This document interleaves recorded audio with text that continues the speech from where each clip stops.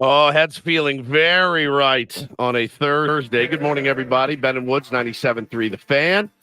What a pleasure and honor it is to be here with you guys this morning on it's a kind of a gray, misty mountain hop kind of day outside. But I did hear a hurricane is moving through, or at some point some tropical storm will be here this weekend. I was reading about that last That'll night. That'll be fun. Tropical storm Hillary. Okay. Coming up off the central coast of Mexico. Okay.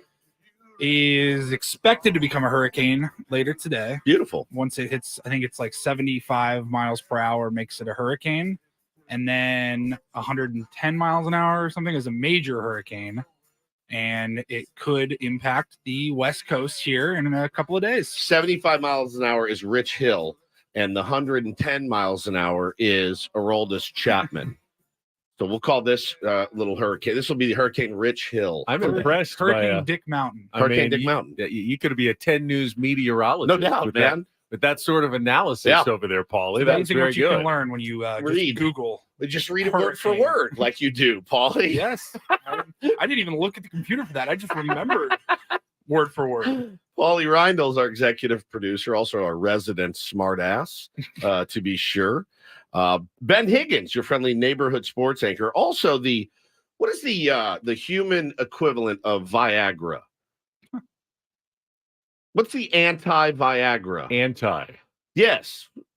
What would you take if you wanted it to go down? Just like a cold glass of ice water. There it is. No. The fireman, as he will, if you get excited, will come in on his Twitter and blast you to cool you off. Which is funny because I'm also the person who, when you're down, yes, will try to lift you up and keep you encouraged. That's exactly right. It's tough to get a read on you. I am what is that? The what keeps you level? I'm the lithium of. Is it lithium? Just keep you from getting too high or too low. Like the Lexapro, keep the you lithium. Balanced That's out. right. Yeah, I like to remain measured in all cases. Yeah, well, let's talk about some timing later on the program. It's reference to Ben's tweet last night that it didn't make me mad. It made me sad. Ben made me very sad after I was in a very, very good mood for a moment. Sorry you know which teat. I know what you're talking about. You know which teat I'm talking about, yes? I don't want... I just know I can feel what's going to happen with everybody. You're going to get excited again. And you're going to wonder, well, what happened when the Padres don't immediately get back, to a one game behind the teams they're chasing? Well, I think it's not. I mean, it's going to take more than just a couple of wins to get back into this thing. I think our audience understands the basic tenets of arithmetic. Simple, very easy to understand math. No, it's not that. I think people. I mean, when you think, hey, we just gained 2 games in 2 days. No, we won 2 games in 2 days. And they gained 2 games. They were 6.5 out. Now they're 4.5 out. They'll think, okay, they win 2 more. They'll be 2.5 out. No, they won't. They'll be 4.5 out if they win 2 more games. It doesn't keep working like that every single day. And you have to keep your expectations managed. That's what I'm doing. I'm managing expectations to prevent everyone from getting overly disappointed. Paulie. That's what he is. That's what he is. It's just managing expectations. I'm just tired of everybody getting so disappointed every single week with the team. But everyone was so excited last night, and then you came into Twitter and you're like, I'm just preempting the upcoming disappointment. All right, check this out. I'm just getting you kind of greased for the disappointment that's coming. Don't grease me. It's like I walk into the studio and I'm like, you guys, I just won the Mega Millions. Here's Ben. You still have to pay taxes on that, right? And I'm like, yes, I know. I'm going to stroke like 50% of this to taxes, but please don't rain on my parade. You're a power down, but a parade rainer. It was no kidding. Orsillo was like, "Hey, let's see you, San Diego stand as one, strike 3," and Ben's like, actually, we were only going to pick up. And I'm like, come on, please, let us have that moment. In my defense, if I had tweeted, hey, Padres just gained a game, they're 4.5 out, That's great. I would have been hammered by everyone going, they're not coming back. Don't get us excited. Wait until they're 500 to talk about how close they are in the wild card race. You can't win on social media. You cannot win. Ben, I just got a new job. Insurance doesn't kick in for 90 days, right? Yeah, I did. You're not eligible for a raise till after a year, and even at then, it's only 2%. Yeah, I'm aware. Reset your vacation calendar. There's definitely drawbacks. Your vacation doesn't carry over, right? There was a bit we did. Obviously, Debbie Downer is one of the best bits of all time on SNL. Yes. That's one that gets me, and it got everyone in the cast. No one could keep a straight face when she would do, who is it? Rachel Dratch would do Debbie Downer, and no one could keep a straight face. But we used to do a bit on our old show called Captain Buzzkill. And Captain Buzzkill would call in and be like, this station used to be about the music, right? And we would be like, oh, so sorry, Captain Buzzkill, just trying to make people laugh. Laughing's very overrated. You understand that, right? That was my beloved last night. But see, if they lose 5 in a row, I will also tell you, it's not as bad as it looks. There's a silver lining in your cloud. It's so stupid. It's so good, dude. Megan says Ben is smart about this. Yeah, he is. He absolutely is smart about it. That is our Ben. Ben is the measured one. He's conditioned. He knows. Yes. But man, I'm talking 35 seconds after that game ended, Ben was like just blowing holes in everybody. Everyone's like, oh no. Well, so it was a fun game. We enjoyed it. And probably the best moment of the entire season. Is there no question about it? The night before Grand Slam was great. Was phenomenal. And then last night supplanted it as the best. Last night was the best game of the year by far. The Odor home run in Washington was really cool. They had the walk-off like in the 6th game of the season against the Diamondbacks. But in terms of pure one moment of excitement, I don't think it's that close. I think it was last night's game, which is pretty cool because we have not seen anything like that from this team, or really even from Fernando Tatis Jr. since he's come back. He's still been him, but what spectacular thing is he going to do every day? What way is he going to amaze us today with a Matrix-like slide into a base, or tagging up on a pop-up that goes 10 feet into the outfield? Yeah. We haven't seen a lot of that this season, No. really not much of it. And that was the Tatis that everyone remembered coming up before his injury and before his missed season. Yeah, no question. And boy, I think even Sweens in the post game mentioned to him, hey man, when you smile, this whole place fills up and lights up. So keep doing that. And Fernando's like, I will. And he looked like he regressed in a positive way, positive regression. Does that make sense? He was back to progression. No, not progression. No, positive regression. He regressed in a positive way. Regression typically sounds bad, right? He was kind of upset lately, but he's had a monster series with the bat. But still, like you said, we're missing that moment. After that moment happened, it was like the light bulb went on, and he's like, oh yeah, I'm one of the most exciting baseball players in the world. And I had seemingly forgotten that for a moment, and I just proved it, and everybody now knows it again. It was like a relief. Literally, his face looked like a relief. I tweeted a picture of him in the dugout.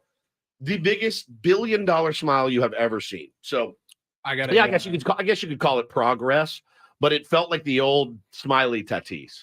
I got a text yesterday right after that moment, not to name drop, but Adam Jones was watching in no Spain. Big deal.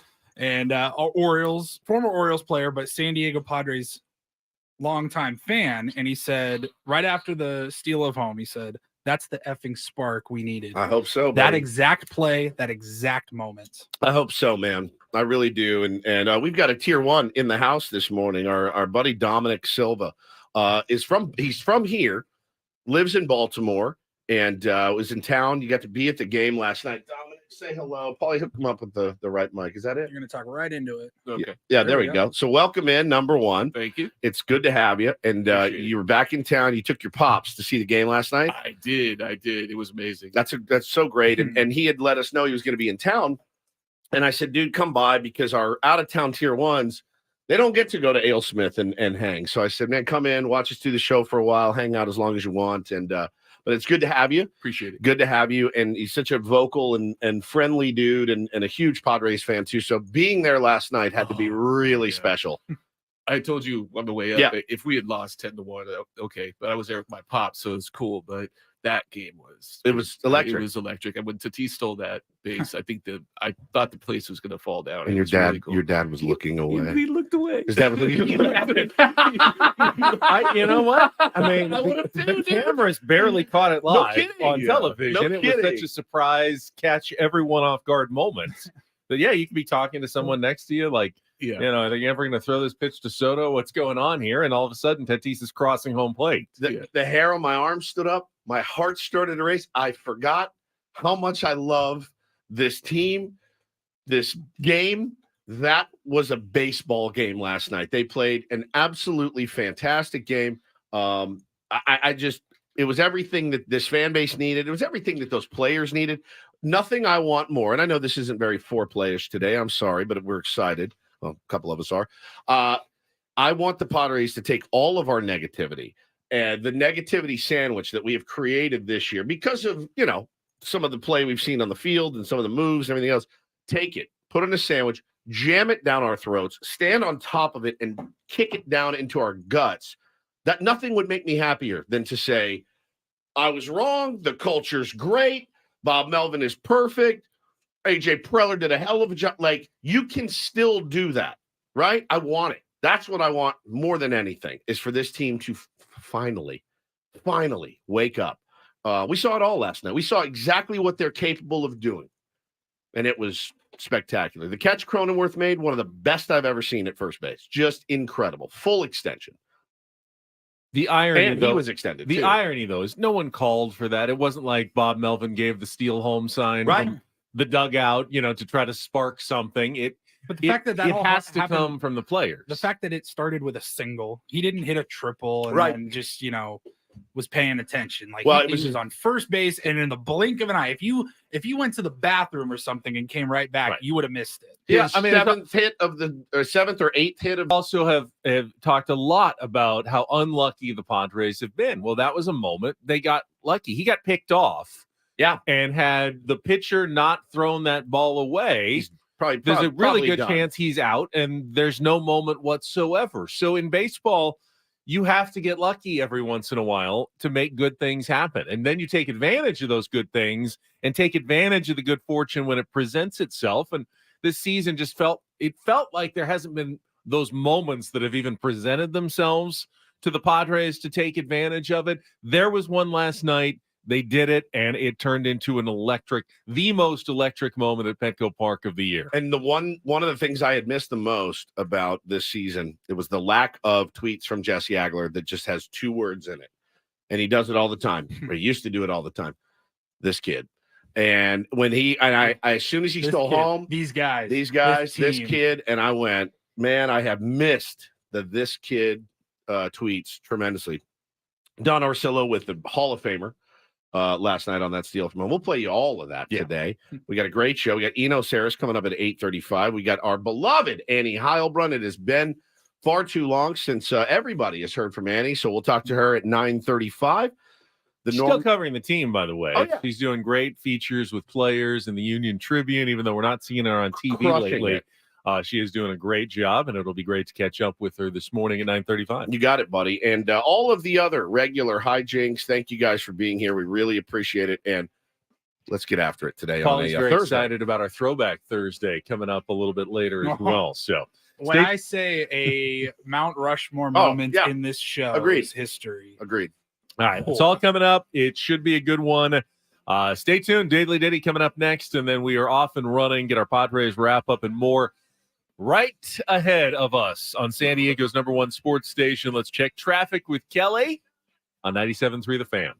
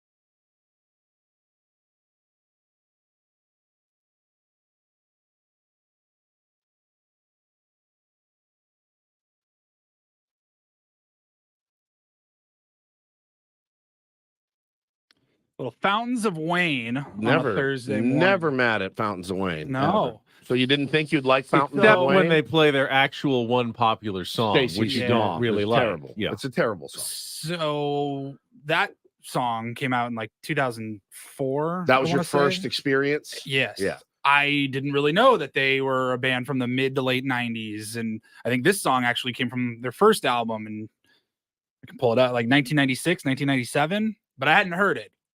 My first exposure to the band Fountains of Wayne was Stacey's Mom, which, hey, it's a terrible song. Saw the music video a lot. Music video is bad. fine. Yeah.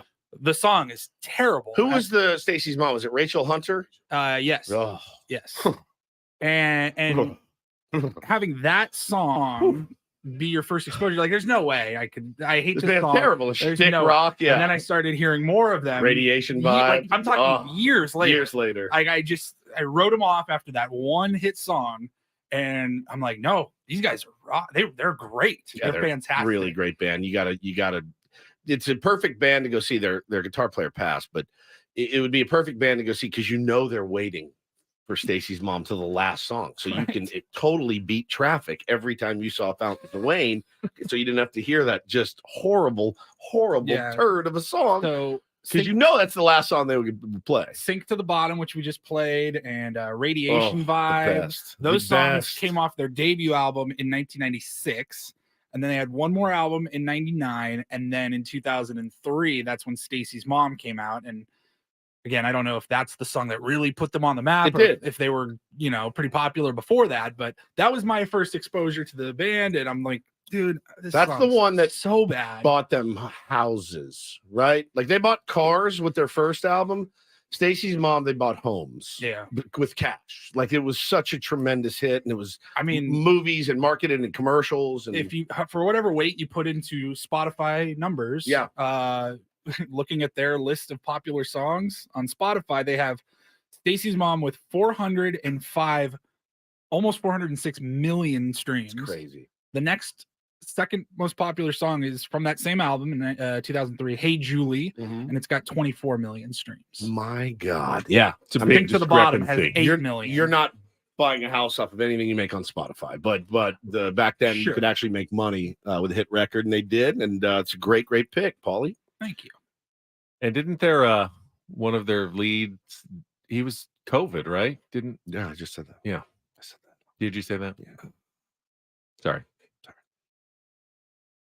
I'll just be quiet then. No, be quiet. Here, COVID's going around again. I did as well, yeah. A lot of people getting COVID. I don't even know, am I supposed to get another vaccine or not? I was always up on whatever the latest one is. I haven't heard about any new ones, so I guess we'll just cross our fingers and hopefully be okay. Pretty much what everybody did last time. So, I know probably 5 people with it right now, and they said, yeah, it sucks. It still sucks. I had a pretty mild case, and it was on my birthday 2 years ago. It was terrible.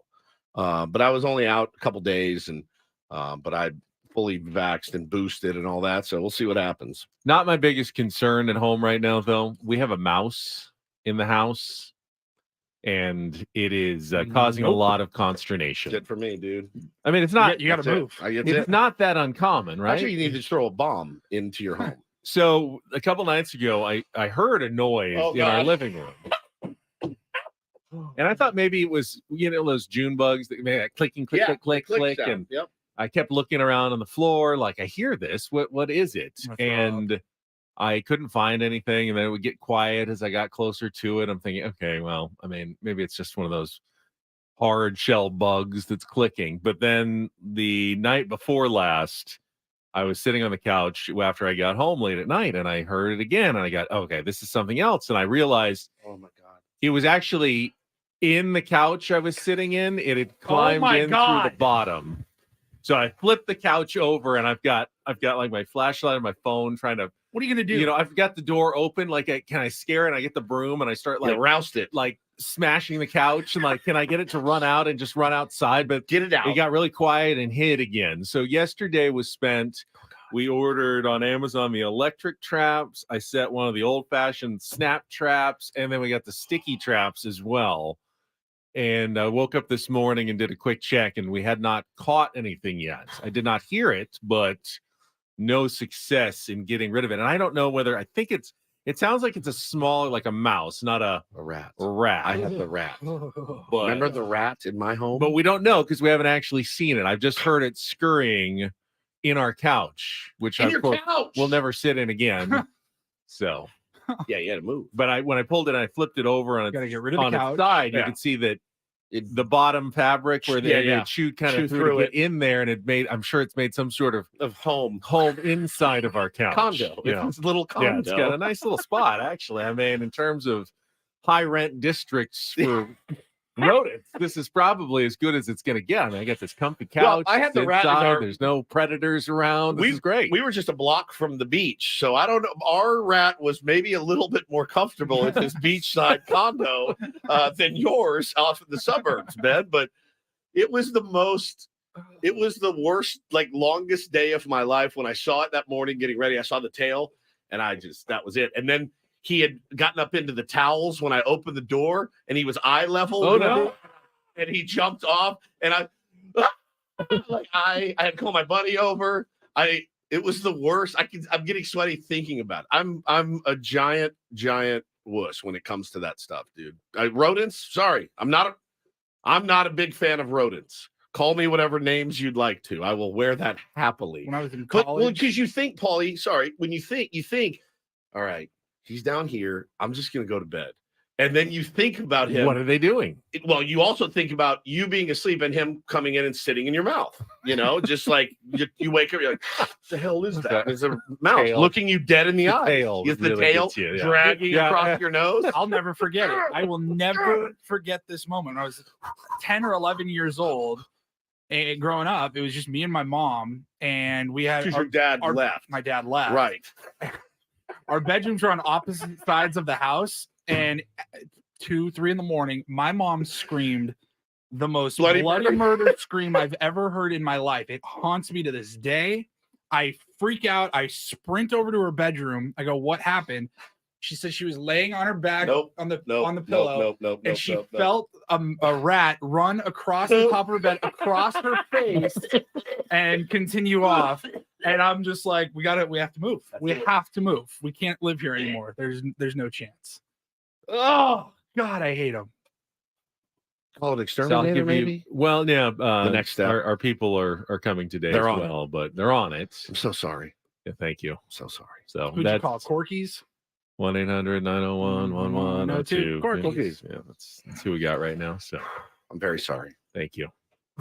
Maybe when I get home, we'll have good news, which is sad that it's a death that we're looking for, really. And a sweet little mouse. They're very cute in cartoons. Yeah. And I love those little stuffed mouse. Oh, it's adorable. I'm such a wimp. I've set the traps before, and even the snap traps, I'm like, well, then what do I got to do? Yeah, then you have to. Then I got this half mangled rat.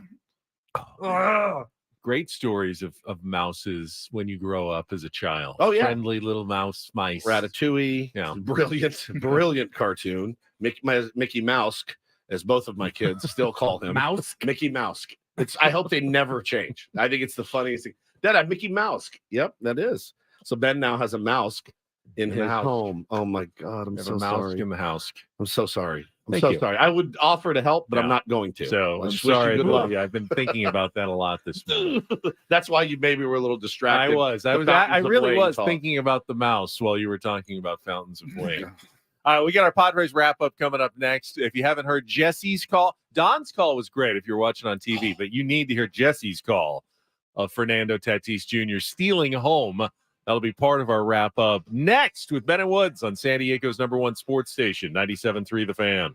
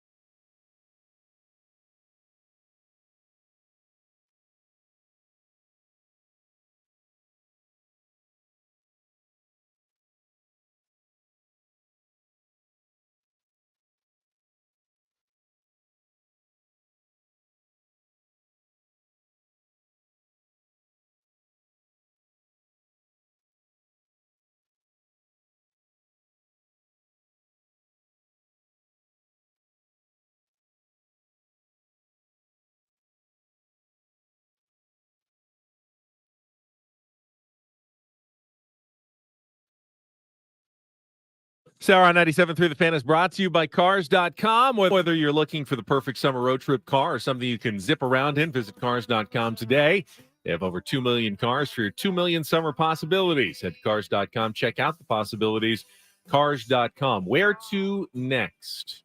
Where to next? We're about to head to our Padres wrap-up, including I would have said over-under. How many times has Fernando Tatis Jr. stolen home in his career? Honestly, I would have said like 4. Yeah, I was 3.5 maybe. No, that was the first time he has ever done it with the San Diego Padres in his career.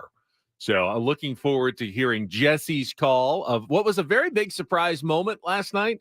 See Manny, his quote, like, when did you notice? Like when he was crossing home plate, like everybody else in the stadium. 100%. No one saw that coming. Straight steal of home. Is there anything more exciting in the game? Is there anything more exciting in sports than a straight steal of home plate? By the way, our kid jogged 3/4 of the way there. It was incredible, and got me. It's like he took off and then he realized, oh, I got this.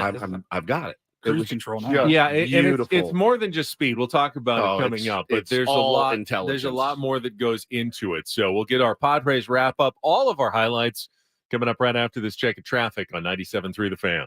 From the premier Kia of Carlsbad Traffic Center, part of the premier auto family. Here's Kelly Tannick. Just one problem, guys. It's a stalled car on northbound 15 just before Deer Springs Road. It's in the lane next to the slow lane, so take it carefully there. That's 415 before Deer Springs. I'm Kelly Danik with Ben and Wood, San Diego Symbol Sports Station 97.3 The Fan. I love winning, man. I love winning. You hear what I'm saying? It's like better than losing. Just when I thought I was out, they pulled me back in. Miss any of yesterday's Padres game? Did you catch a game last night? Well, we've got you covered. Thank you. It's the Padres wrap-up with Ben and Woods. It's our house right here, baby. Presented by Hamul Casino. With thrilling slots and tables and all the best rewards, Hamul Casino has all the fun you're looking for. Hamul Casino, fun above all else. On 97.3 The Fan. That is the ball game, and that is a winner. This about dance time. Kramer kicks and deals, and a hard hit ground ball through the left side base hit. Grisham will come in to score. The game is tied. 2-1 pitch. Xander hits it on the ground up the middle into center field and a base hit. Him rounding third. He's on his way. He's going to score. Padres lead for the first time tonight. Xander Bogaerts an RBI single, and it's 2-1 in the third. Cronenworth swings, lines it up the middle into center field, a base hit. Tatis will jog home from third. Another 2-out hit with runners in scoring position, and the Padres lead 3-1. 2-2 hit hard in the air to deep left center field. Soto's going back into the gap, looks up, going to go. Home run for Ryan Mountcastle. Orioles are within 1 here in the top of the 6th inning. That is his 16th home run of the season, and it's a 3-2 game. 2-2 on Grisham. Fujinami delivers. Tran hits it in the air to deep left center. Mullins again back into the gap. He's at the wall. It's going to go. Home run, Trent Grisham. Add-on run. Unlocked. And the Padres lead it 4-2. Tatis at third, 2 outs. Fernando takes off. He's going to steal home without a play. Great steal of home. And Perez never knew. 2-2 lined and caught by Cronenworth, diving at first base. Gotta hang a star for Jake. Holding the runner at first, diving away from the line, and Cronenworth with a brilliant defensive play for out number 2. Nader trying to finish this thing off. The 1-2 pitch, swung on and missed, strike 3. The Baltimore Orioles came to town with the best record in the American League, and they will leave having dropped 2 out of 3 to the Padres. An electric night here at Petco Park as the Pods beat the O's 5-2. Dude, it was really good energy, even though we get down 1-0 right away. You know, fans brought it again today from the very beginning, and it's really a good, you know, it's inspiring for us. But you know, to 3 runs in the third was huge for us. Ran the bases well tonight, obviously. Added on in the 7th, which was big, and got some, you know, a great start and good bullpen work for 3 innings.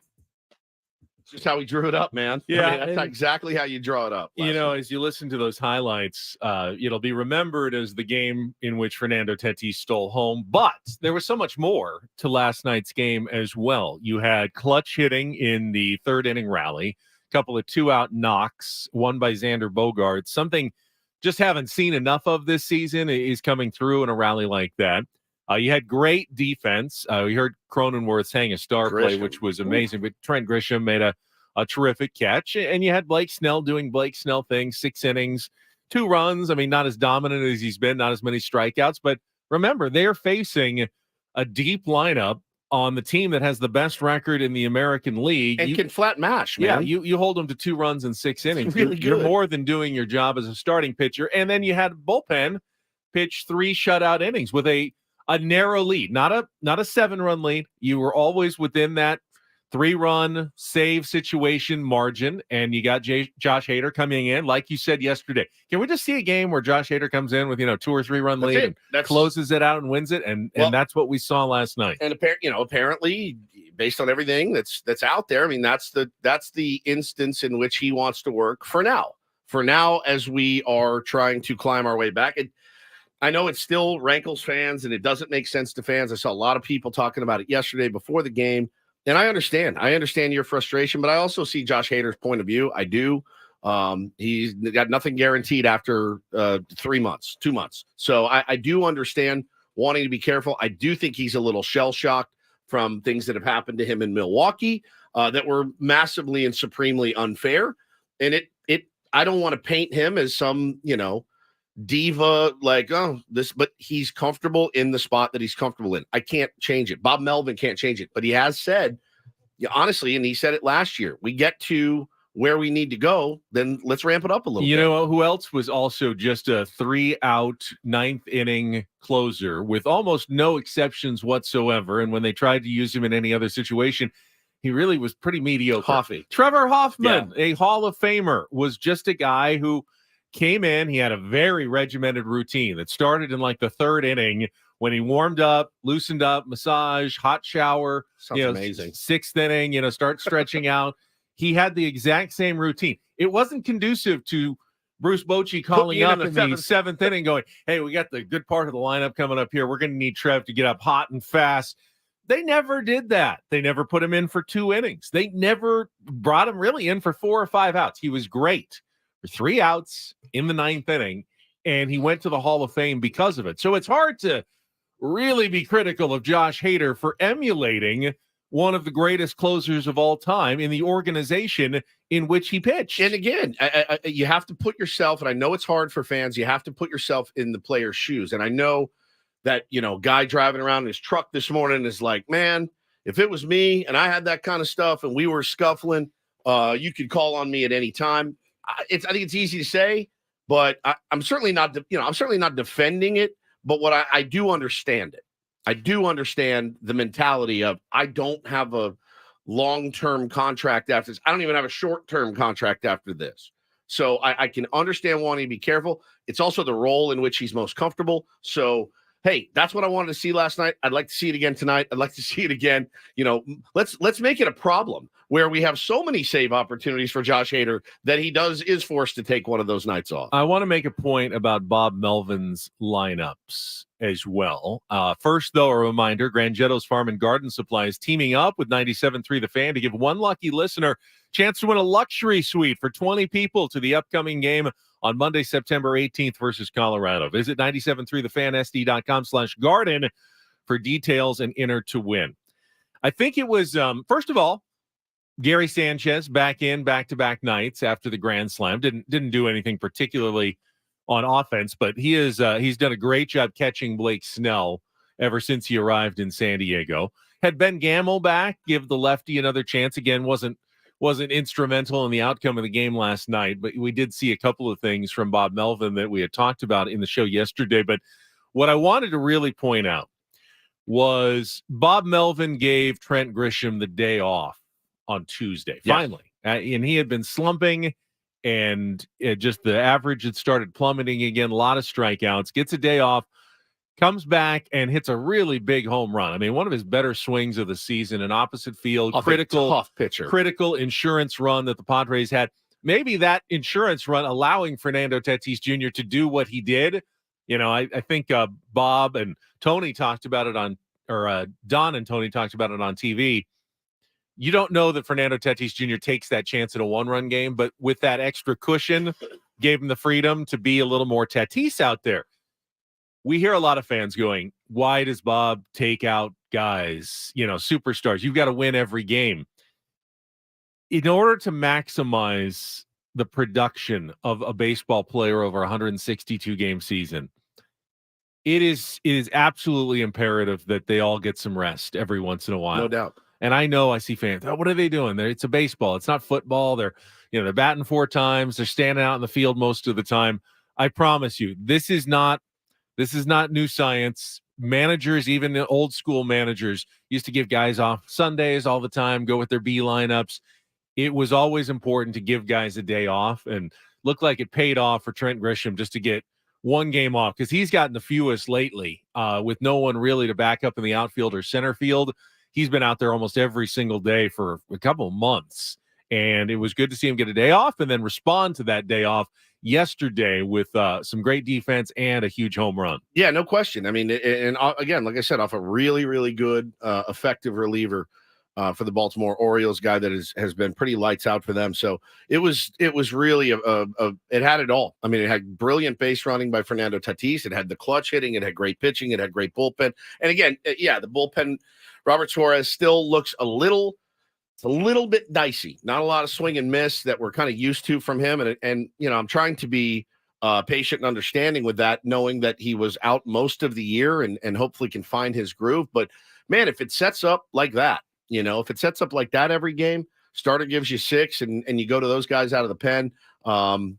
That's what we've all been waiting for. That's exactly what we've been waiting. It wasn't a 1-run win. It wasn't a 4th win in a row. It wasn't an extra inning win. There's still a lot of things. We still have a lot of benchmarks needs to get past this season. I'm assuming, though, you saw Dennis Lynn's piece in The Athletic yesterday about Bob Melvin and the close games. I know a lot of fans, and rightfully so, because I've been one of those in the past. When you look at a team's record in 1-run games and extra inning games, those are generally the ones that the manager can influence the most. And Dennis's piece was interesting because for everyone who is screaming, they need to go out and get a new manager. Bob Melvin doesn't know what he's doing. Dennis pointed out that until this year, if you wanted to find the manager who's done the best in those close games, who has consistently given his team an advantage in 1-run games, including last year when the Padres were the best in baseball, it is Bob Melvin. If another team was going to look for a manager who was great in those close games and close situations, they'd hire Bob Melvin. So this season has been such an anomaly when it has come to why are the Padres struggling in extra innings? Why are they struggling to win 1-run games?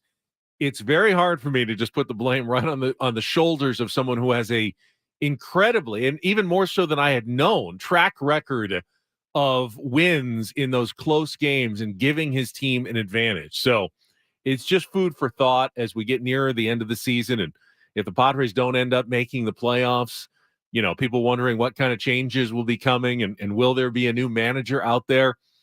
You know, I still am firm in the belief that the Padres will be best served going forward by keeping Bob Melvin as their manager in 2024. Yeah, and I like this quote in that article. He says, I always go home saying, all right, that didn't work out, but would I do anything different? Now, when you have hindsight, you always do something different. But based on what we had and who was available, I felt like it was the right thing to do. But I also take responsibility for it not working. That's the accountability of hey, man, at the end of the day, it does fall on me. 0-10 in extra innings is unacceptable, but it's probably most unacceptable to Bob Melvin, who has been really good at this in his entire career. I mean, last year, like you said, 706 winning percentage, Ben, in his career, 548 winning percentage in games like that. So, I mean, like 12-7 in walk-offs this year. They're 1-10 in walk-offs. Yep. I think something like that. It's been pretty out of the ordinary what's happened to the San Diego Padres this season. And while yesterday wasn't quite that, it's definitely a step in the right direction and something positive that the team can hopefully build off of here over this last 41 game stretch. Well, and that's what I want to talk about next, Ben, if we can. How do you build on it, right? And is the personnel that's in the game today the best route for the San Diego Padres to take? I know there's a lot of fans already kind of sick to their stomachs about tonight based on who the starting pitcher is and based on who the opponent is and based on who their starting pitcher is. And I think that's a very valid concern. Let's talk about it a little bit. Ben said yesterday, you got to win the series. You got to sneak 3 one. out of 4. You got to sneak one out. And nothing changed after winning 2 in a row. You still have to win 3 out of 4. Correct. Or maybe we're all just fools believing that the Padres can still turn it around. That's I see what you did there. That's a little tease for our Throwback Thursday segment coming up next. Stick around. More Ben and Woods. Also some real or fake. Chance to win a trip to Vegas. Next on 97.3 The Fan.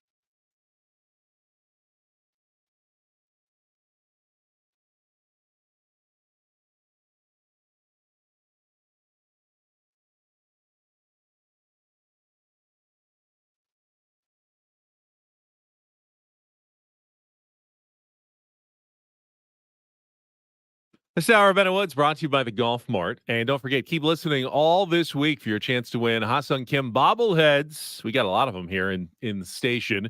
Keep summer going. Padres hosting this 10-game homestand now through August 23rd. Tickets are available at Padres.com, including, I think, the bobblehead game next Tuesday against the Miami Marlins, who are coming to town in the next 7 games, Woods, against opponents who are right ahead of the Padres in the wild card standings. 4 against the D-backs, 3 against the Marlins. I said yesterday, all right, this series is a must-win series. Yep. And when you look at how much time is left in the season and the standings, Padres are 3 games behind the Diamondbacks going into today, who are, I think, a game and a half out of a playoff spot.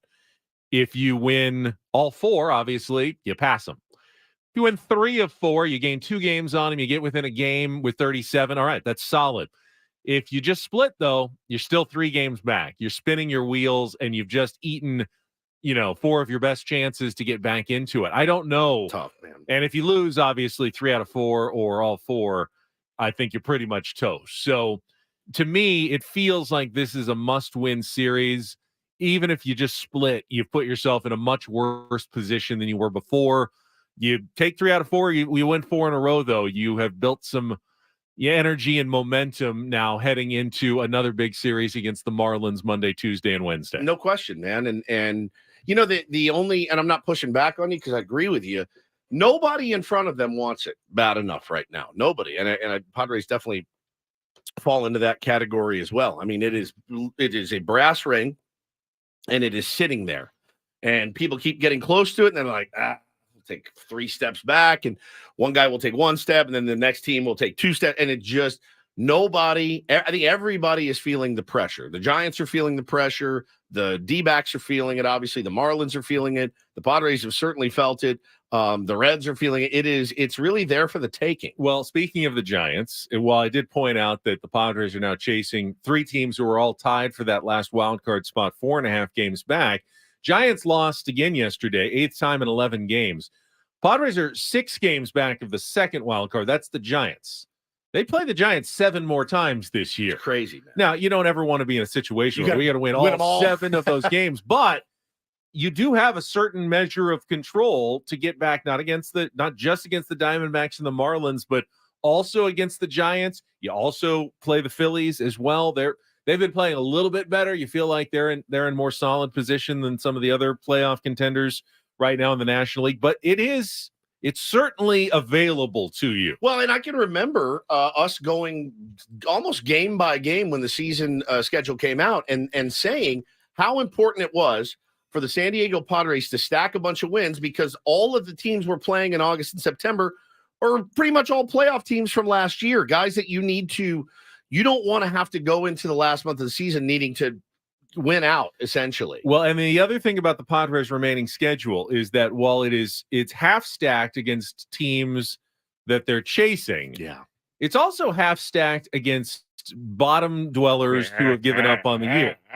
Now, the Padres haven't fared that well, but they still have 3 games against the A's. They have all 6 games left against the St. Louis Cardinals. They have 3 games against the White Sox. They have 3 games against the Colorado Rockies still remaining. That's almost 35% of their remaining games against teams that are completely out of it. Yeah. And, basically spinning their wheels and thinking about next season. Now, doesn't make me feel better. We've seen so many times where the Padres haven't taken advantage of that, but the teams that do, the teams that, like the Cardinals a couple of years ago, the Rockies in 2007, those that you sweep all of those essentially. I mean, you win of those, what 15 games I just said, you win 13 or 14 of them. If you want to get back, Padres will have to do that.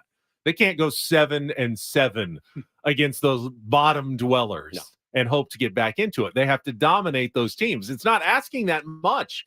I mean, the toughest left, they've got Dodgers, Astros, and Phillies are probably their 3 toughest remaining opponents of the season. But the rest are either teams right in front of you or teams way behind you still in the standings. And I know that you agree with this. They're all tough right now. And especially with the way that the Padres they're all pressure packed when you put yourself in the position the Padres are in. Every single one of them. I mean, those games against the A's, I might be more nervous those games against the A's than I am against the Dodgers. Dodgers. Of 1,872 people up at the Oakland Alameda Coliseum in mid-September. I mean, you think there's going to be anyone at those games? Nerve-wracking. No one.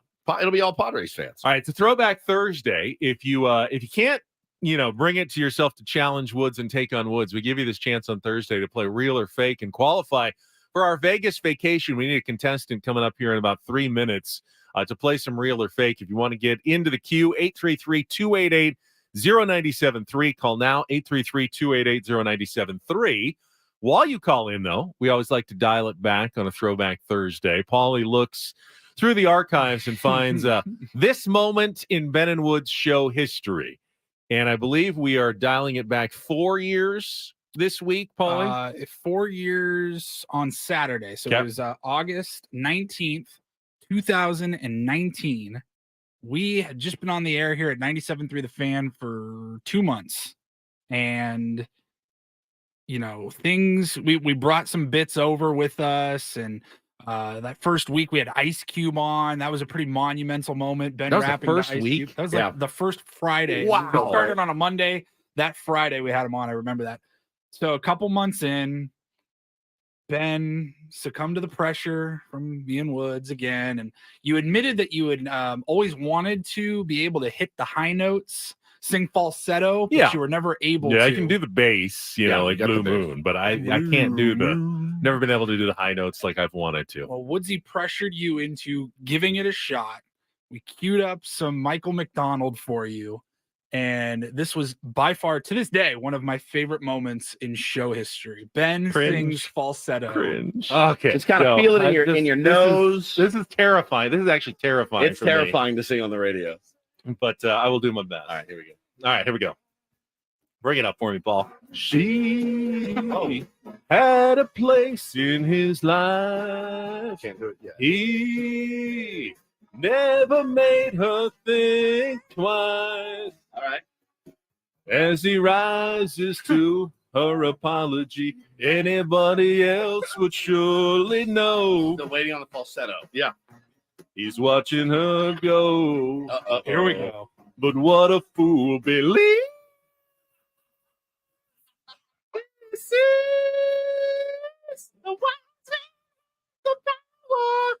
I can't. That's my favorite thing I've ever heard in my life. I can't do it. Holy crap.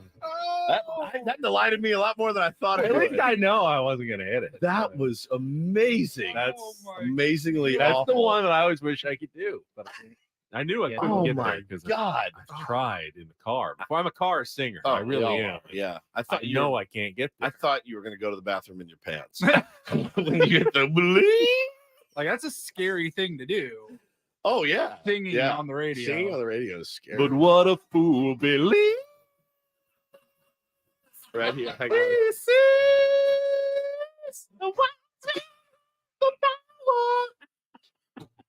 I really did. Thought he was going to go to the bathroom in his pants.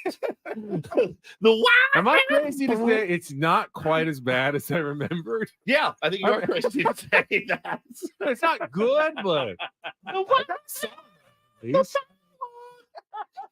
got the ups and downs right, even though I can't actually sing that high. I think I had the tempo and the words. And I had all that part. Made her think twice. All right.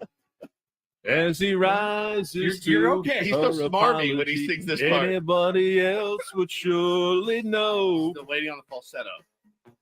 He's watching her go. Uh-oh, here we go. But what a fool believes. I don't have that.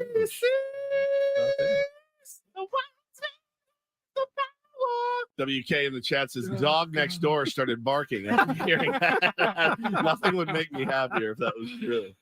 4 years, huh? God. 4 years. Man, that's funny. Man. And now we've got at least 3.5 more years altogether to build more wonderful memories like that Holy crap. for Throwback Thursdays. That's so good. All right, I see some people calling in. It is time to play our game, a little Real or Fake. Some are here for the compelling sports talk with Ben and Woods. You can go plow through another donut. It's time for Real or Fake on 97.3 The Fan. Tell the people what they'll win today. The people In this case, Jason can win a trip for two to Las Vegas, the Westgate Las Vegas Resort and Casino, and 2 tickets to Kool and the Gang. Multiple sold-out shows. They are back. Legendary funk group with a residency through 2024. Get your tickets now at Ticketmaster.com. Westgate Las Vegas Resort and Casino features newly designed premier rooms, part of their $70 million room renovations. Good morning, Jason. How are you?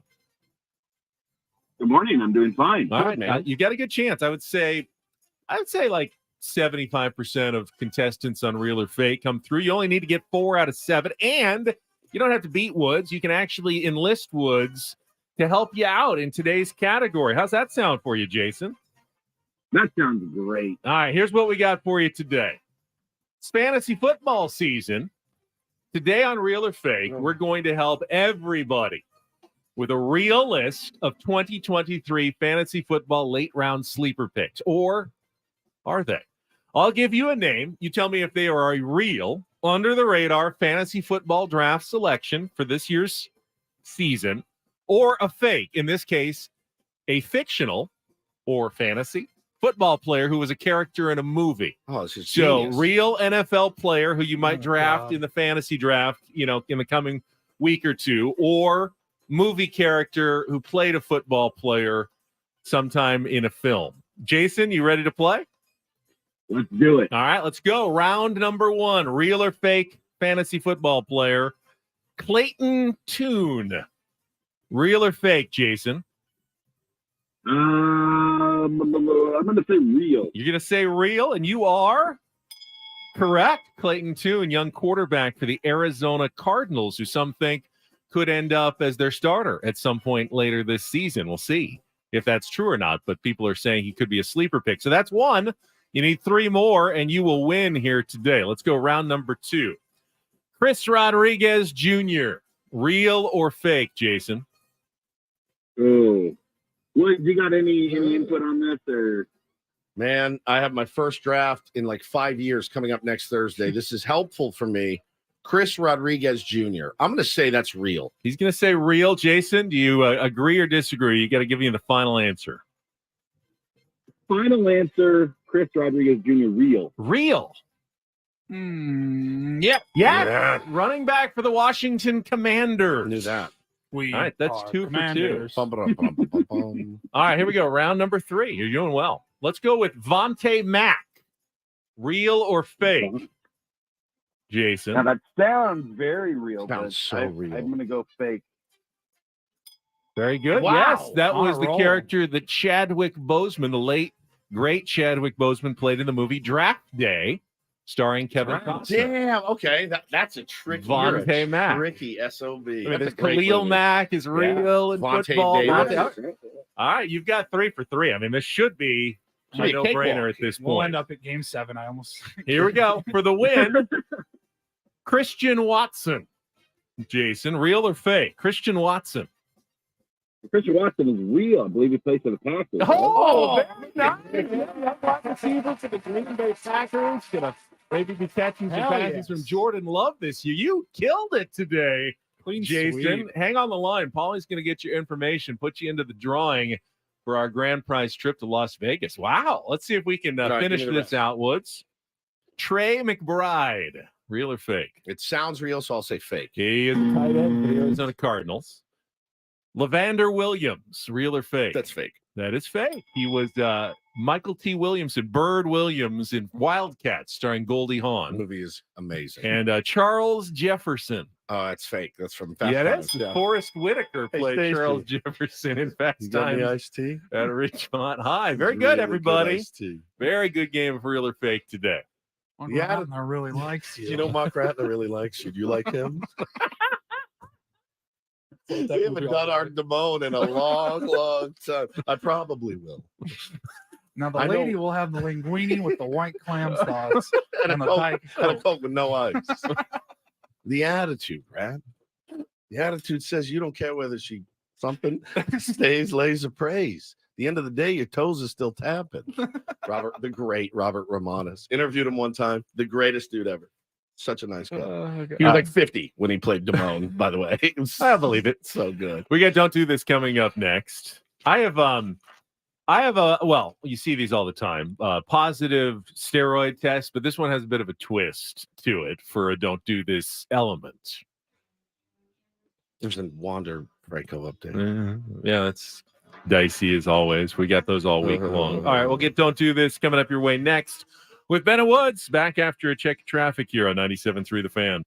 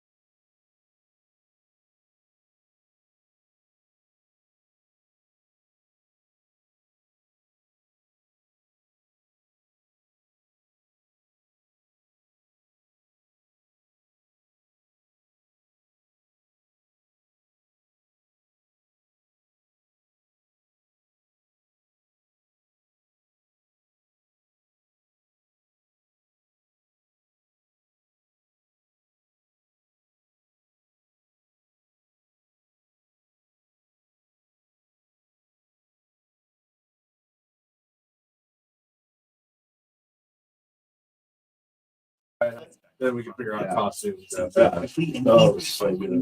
That shows on the slate. You count on access to a committed team ready to go the extra miles for you. Call, click Granger.com, or just stop by. Granger, for the ones. Boston Sports Radio host Fred Touche. Rips ESPN Mike Greenberg. No talent threat. You're not a bad. Listen, if I'm about something bad, tell me I'm a bad boy. Just tell me.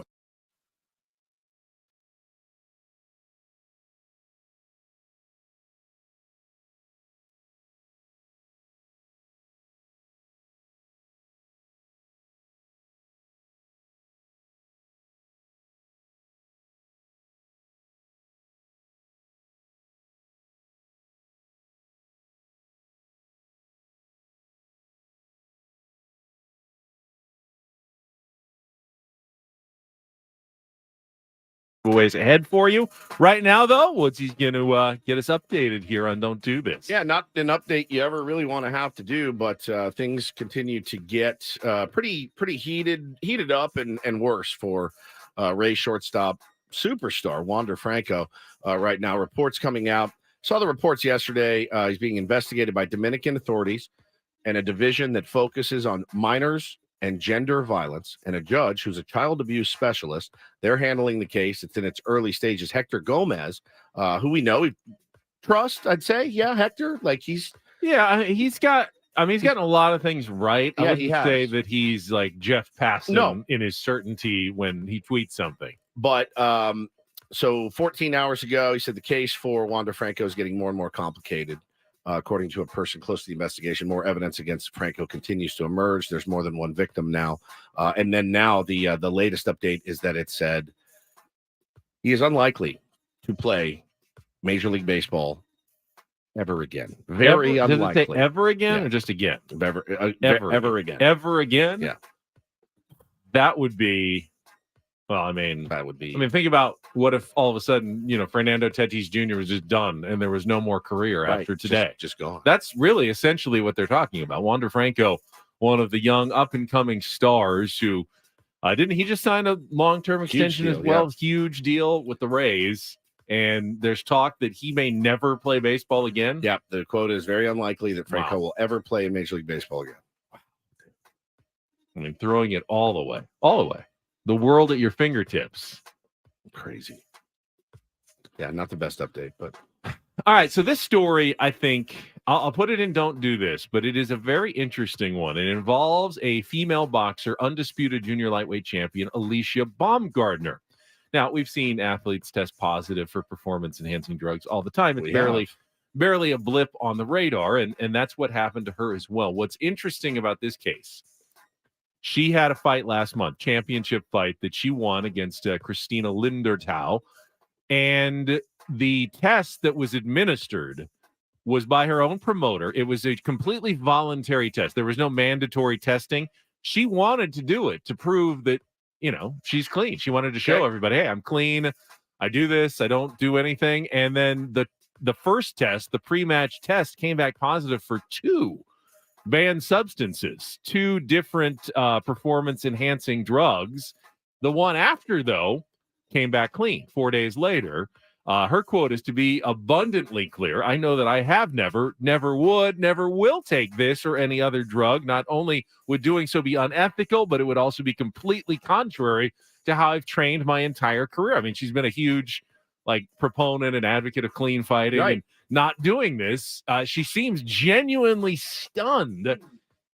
And you just wonder, how many times, how many athletes have we talked about? We've dealt with it here with Fernando Tatis Jr. And how many times has there been, is it a false positive? Is it something else entirely? Something else that they don't understand? How accurate are these tests? Because she didn't have to take a test at all. That's wild. She could have achieved all she wanted, and there's no mandatory test for this fight. They would have never known, but she wanted to take a voluntary test.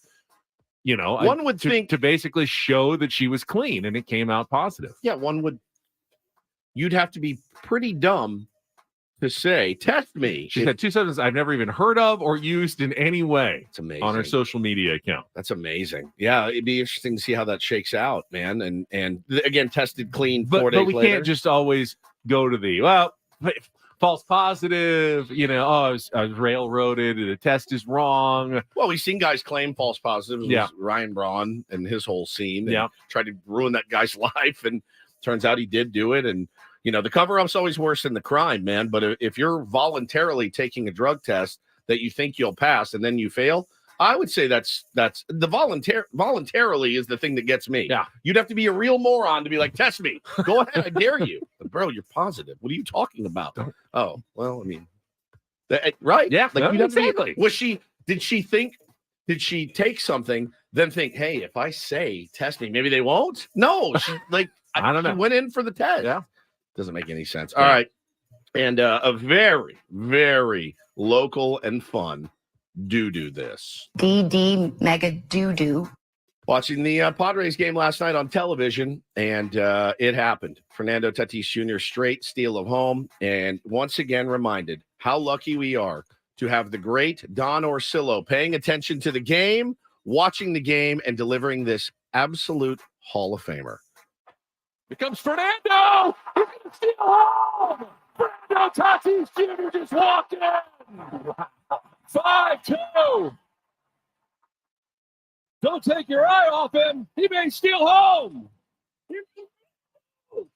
He gets me, though. He's an excitable guy. I texted him right after. I said, that was a Hall of Fame call. And he wrote, thank you, with the prayer hands. And here comes Fernando. He's going to steal home. I love it. It gets me all excited again. So can we talk a little bit, though? It's not simply, hey, he's fast and he stole home. Reading that situation, you got a lefty on the mound. So he had just thrown the first pitch to Juan Soto, which Tatis was watching very closely. And you could see, all right, he just threw a ball away at first that allowed Tatis to go to third. And you could tell he really wants to get Soto out. He does not want that run to score. So he is like locked in on Juan Soto, but bearing down. Too much locked in. And Fernando Tatis is also looking at how far it's a left-handed batter. So the third baseman is shifted over and playing off the bat, gives him a little more latitude to. You lead as far as they're off. To dance off a little bit. And as he started going, I don't think he had committed 100% fully. Because he started, as Don said, almost kind of walking in, and had they stepped off, had someone said anything, you figure like he could have turned around and sprinted right back to third, gotten there before the third baseman, before anyone had seen anything. But in that split second, as he's taking 1, 2, 3 steps and seeing no one's reacting to me, he jumps into high gear. And by the time he does that, it's too late for them to do anything. I mean, even had Perez thrown home as fast as he could at that point, 99% sure Tatis would have been safe sliding in. He would have read the throw, read the tag. He would have gotten in anyway. I mean, it was such a heady play, not just an athletic play, but a heady play by a very young player. Very, very baseball IQ type play. You also have to remember that pitcher had thrown it away that allowed for, he's a little bit frazzled in that spot. You're a lefty.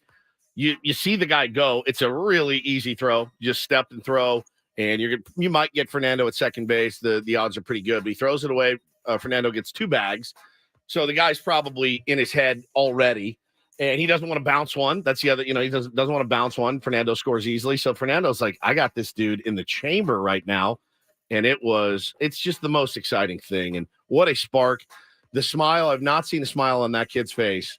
The as fired up as he was, hitting Manny, hitting Crony, when he hit the dugout was awesome, man. Best moment of the year by far was last night, and that call. And that is Don't and Do This for a Thursday.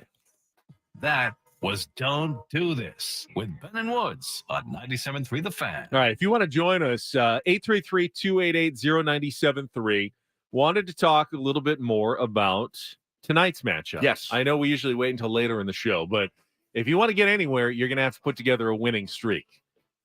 And tonight's matchup, I know Padres fans feel like looks like a streak breaker with the pitcher you're throwing versus the pitcher the Diamondbacks will be throwing. Should Bob Melvin be doing something different? Your thoughts? 833-288-0973 coming up on Ben and Woods on San Diego's #1 sports station, 97.3 The Fan.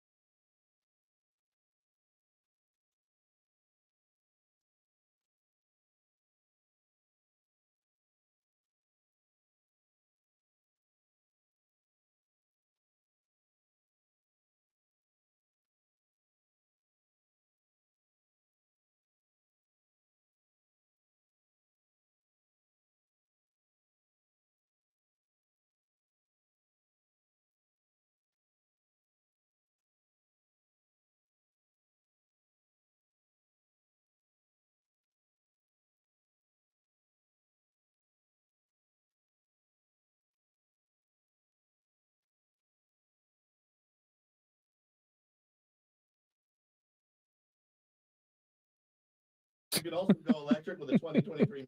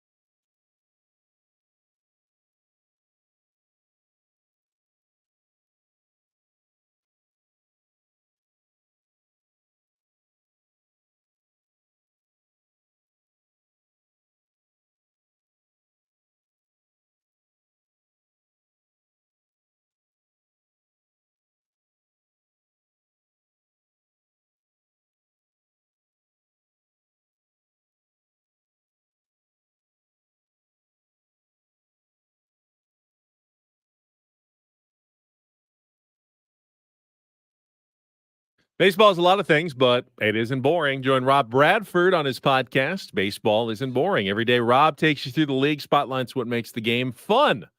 That he'll be talking about a steal of home. He talks with players, managers, GMs, and reporters who all shine a light on America's pastime. Follow Baseball Isn't Boring in the free Odyssey app or wherever you get your podcasts. It's Ben and Woods on 97.3 The Fan. Our phone lines are open, 833-288-0973. I've already said this series against the Diamondbacks feels like a must-win series now for the Padres. It's 4-game set? It's 4-game set, which means you can lose a game and still win the series. Sure. So I can't say tonight is a must-win game for the Padres, but you're really putting yourself behind the 8 ball if you have to win a series and you lose the first game of a 4-game series. So an incredibly important game that will be started by Rich Hill, who has, in 2 starts with the San Diego Padres, not gotten beyond 3 1/3 innings and has given up 9 runs in those 6 1/3 innings. Certainly feels like a gamble for the Padres to throw Rich Hill in such an important game. Bro, you just split tens. That's a gamble right there. You just split queens playing blackjack with Rich Hill on the bump. That's a gamble. That's a gamble, and one that the casino would advise you against. You have a 20 already. No need to split here, buddy. I don't know what you do other than the obvious is throw Pedro Avila, who has started 1 game for the Padres this year, but he's come in both times in relief of Rich Hill and pitched very well and kept the Padres in the game. I want to get some tier 1 thoughts on it. So if you want to join us again, 833-288-0973. But there is a secondary part of the equation that we have to discuss, and we'll get to that right after a check of traffic on 97.3 The Fan. From the Premier Kia of Carlsbad Traffic Center, part of the Premier Auto family, here's Kelly Tannick. Traffic is sponsored by the all-new Premier Cadillac of Carlsbad. Got a couple problems here, guys. One of them is this accident westbound 8 right before the 5. Now, they managed to get that out of the left lanes, pushed into the center to 5, but just watch out, maybe move over a lane if it's safe to do so. That's west 8 before the 5. Also an accident on the Miramar Way off-ramp of southbound 15. That's over to the right shoulder. Brought to you by Premier Cadillac of Carlsbad with brand new 2023 Cadillac XT4s and XT5s in stock now. Stop it or shop online at CadillacCarlsbad.com, a proud member of the Premier Carlsbad family of dealers. I'm Kelly Danek with Ben and Woods, San Diego's #1 sports station, 97.3 The Fan.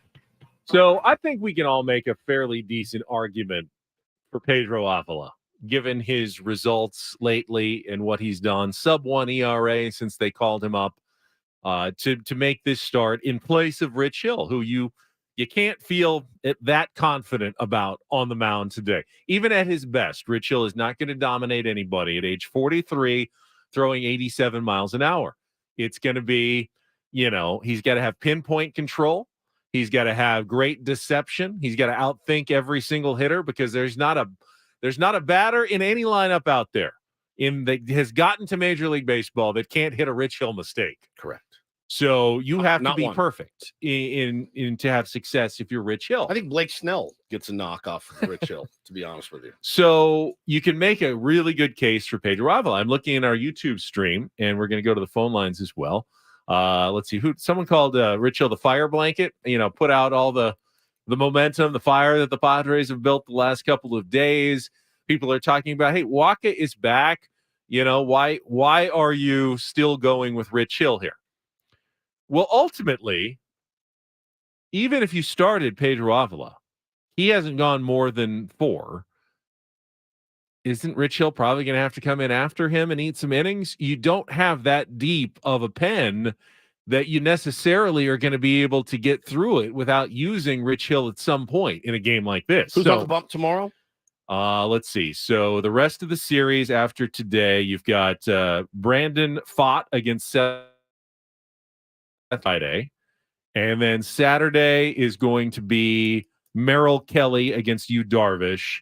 And Sunday is undecided against Michael Waka. Okay, so you're pretty covered in your other 3 starts. Right. You're in a stretch of 13 games in 13 days. There's no off days to, reset the rotation or go to a 4-man or anything like that. You're going to have to go with 5 different starters for 5 days for the next week. You're right. But what I do think is probably I would just flip it. I would probably flip it and start Avila and see if you can get out to a lead. I don't want to.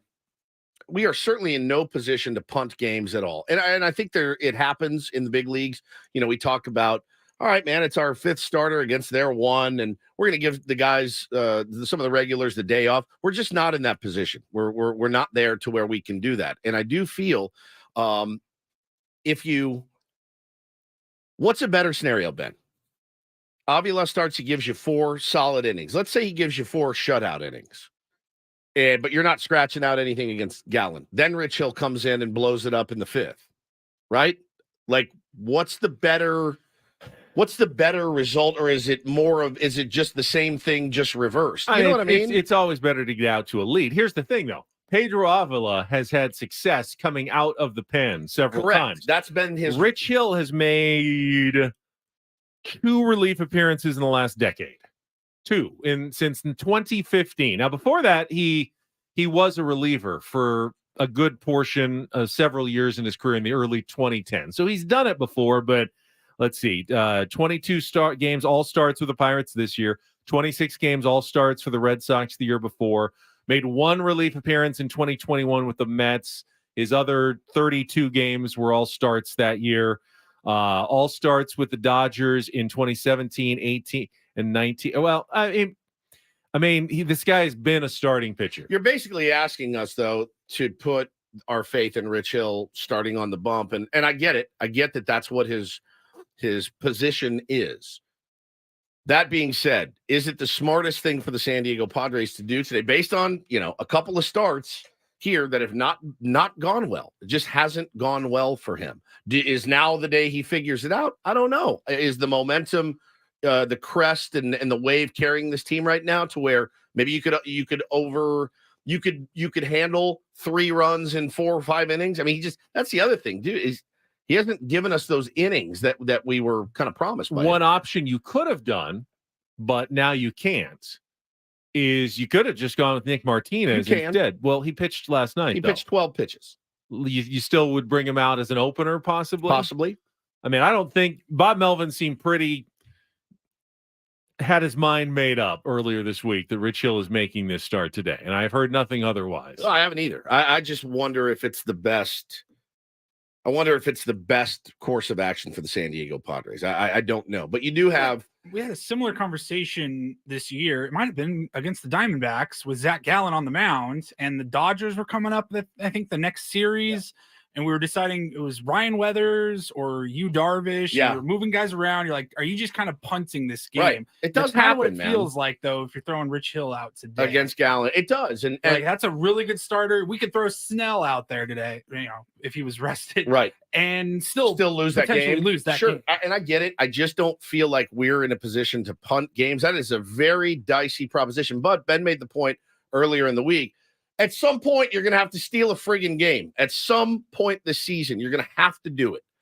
Rich Hill is going to have to give us 4 innings of 1-run ball, and the offense is going to have to hit Zach Gallen at some point. I guess why not today? By the way, every team that goes on a winning streak, an extended, a 7-gamer, a 9-gamer, they're not favorites in all 9 of those games. God, you no. do have to win a game that you are underdogs in to go on a winning streak. The Padres, today would be that day. You win this one, now you've set yourself up with some of your better pitchers going the next 4 days where you don't have to do anything amazing to continue that winning streak. Today is the day where you have to overcome the odds. I get it. And I think all of us would like to see them do some things that are maybe a little bit more outside the box, like starting a Nick Martinez today, followed by Avila. You've got Barlow that's rested. You have Cosgrove that's rested. You've got Suarez through 18 last night. Cosgrove's clean, like he's good.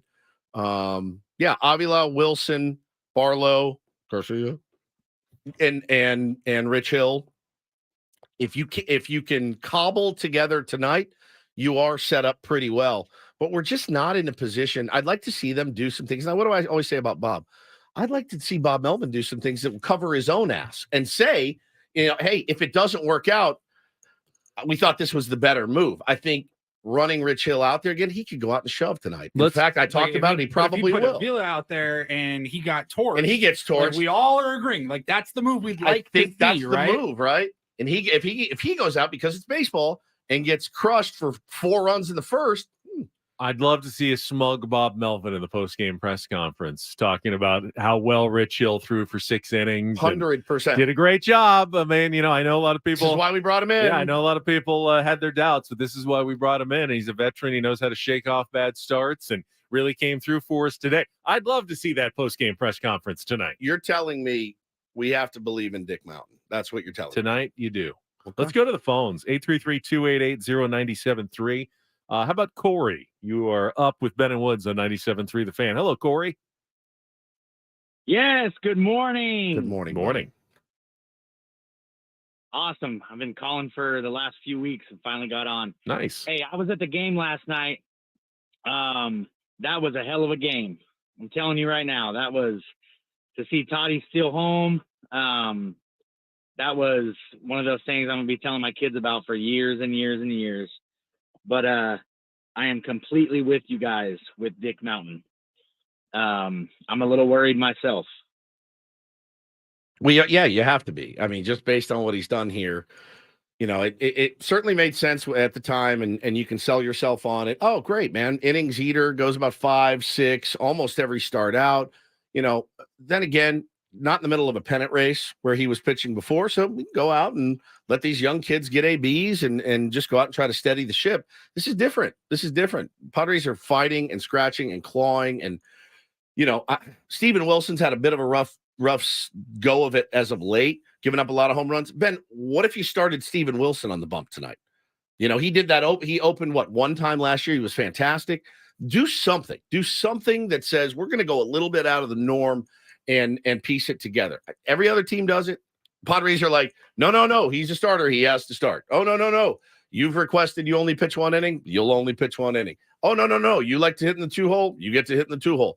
Like, we're trying to win ball games here, I think. I think that's where I fall. Would you take 5 innings, 2 runs from Rich Hill tonight? Absolutely. 100%. Absolutely. He did that on July 30th. His last us, start, right? That was against the Phillies. Oh. Against us, he did 4 1/3, 2 runs in the start before that. He's had 7 starts this year where he's gone at least 6 and given up 3 or fewer, including 2 shutout. 6 or 7 inning performances this year. So you're saying trust Dick Mountain? It's not as though, well, he did it 5 years ago. Maybe he'll do it today. He's done it several times this year, but our recency bias, of course, says that he can't do it. Corey, thanks for the call. I will say this: be very careful with Christian Walker tonight. Christian Walker has 5 home runs in his past 5 games, including 1 against the Padres on Saturday and 2 yesterday against the Colorado Rockies. Now, those were at Coors Field. Ball hasn't exactly been jumping at Petco Park lately. I know Trent Grisham got the home run and Gary Sanchez had the grand slam.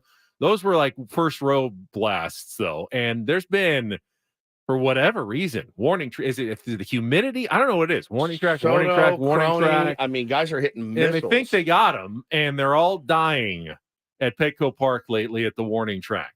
Right. Not a lot of home runs out there right now. The question: do you believe in Dick Mountain? That's the question. Let's go to Kevin. You're next up with Ben and Woods on 97.3 The Fan. Hello, Kevin. Hey, how's it going this morning? Let's mix things up, just like you said. Yeah. Is it, and I don't know if it is, but is it requirement that the teams announce their starting pitchers before like actual game time? Why do you tip your hand? Why are you letting the other team know? You have to turn in a lineup a couple of hours in advance. Before, yeah. You do have to at some point turn it in. The only other thing would be if he got injured warming up. You could scratch him. No, I understand. So why not wait until 2 hours before game time to turn in your lineup and or maybe not your lineup, but at least your pitcher. Yeah, I mean, so the other team doesn't get a chance to prep for that. Well, listen, if it's Rich Hill on the bump, you know what their preparation is. Oh, good. So most of the time, and I think it's a good question, Kevin. And having talked to a couple of managers, here's the thing. Most of the time, guys, rotations are set. You know who you're going to face. It's almost a professional courtesy, though, because You're setting up your lineup against their guy. They're setting up their lineup against your guy. If you want to wait until the last 2 hours before, well, then you're both sitting there at the end. Okay, we got lefty in now. All right, well, I got to switch all my righties, let them all know. Yeah, it could give you a little bit of an advantage waiting, but then the other team's just going to do the same thing. And for the most part, managers have found it's better just to, hey, let them know. They let us know. We can tell our players, hey, you're going to be in the lineup today against the lefty righty. And the respect for letting the players know what they're preparing for kind of trumps that gamesmanship. Hey, let's switch something out at the last minute sort of thing. You could try to do that every day. It would become a real grind for everybody, though, if every manager started hiding their starting pitcher until the last second. You see it every once in a while, like a big playoff game. Yep. Hey, we haven't made a decision yet. You wait until the last minute. There is some gamesmanship. You don't see it much during the regular season. It just doesn't happen. It's true. I hate the hope for the best strategy. I really do. When it does feel like if I'm going to go down, I'm going to go down with the guys that have been performing better, right? Like if I got to go down tonight, Avila has earned a shot, I think, at a start, or do some opener with Steven Wilson and then Avila. You know what I mean? Like if I'm going to go down, I'm going down that way, not with, well, he's a starter and he's started his career and this is what we brought him in for. And it's been two really, really rough starts for Rich Hill. And he got pounded. I mean, it wasn't like the 3 runs he gave up. He was should have been more like 7. I mean, he got pounded. He did not miss a barrel, dude. We got really lucky. Some really nice plays turned behind him as well. Hey, maybe tonight those nice plays happen, but there's nobody on base. You get those outs. And he doesn't let any runs in. I would love nothing more than a 1-run, 5-inning start. I think that would be just what this team needs and would help build on the momentum they've created. I think one of the tough things is if he is going well, how far do you push your luck? Not very. I mean, you get through 4 or 5 innings with 1 run. I mean, I'm sure he'll have it in him to go another inning, but do you aggressively go to the bullpen? Do you go to Avila? Yeah, do you if it's 7-1, let him roll. You know, if it's not though, like. I don't think that's not a guy that you go, I'm going to try to squeeze one more inning out of Dick Mountain here. I don't think that's going to, I don't think that should happen. All guests on Ben and Woods appear on the Premier Chevrolet of Carlsbad fan hotline. Save money the right way with Premier Chevrolet of Carlsbad. Visit them today in the Carlsbad Auto Mall. Chevrolet, find new roads. Sarris coming up in hour number 3. Annie Heilbrunn will join us in hour number 4.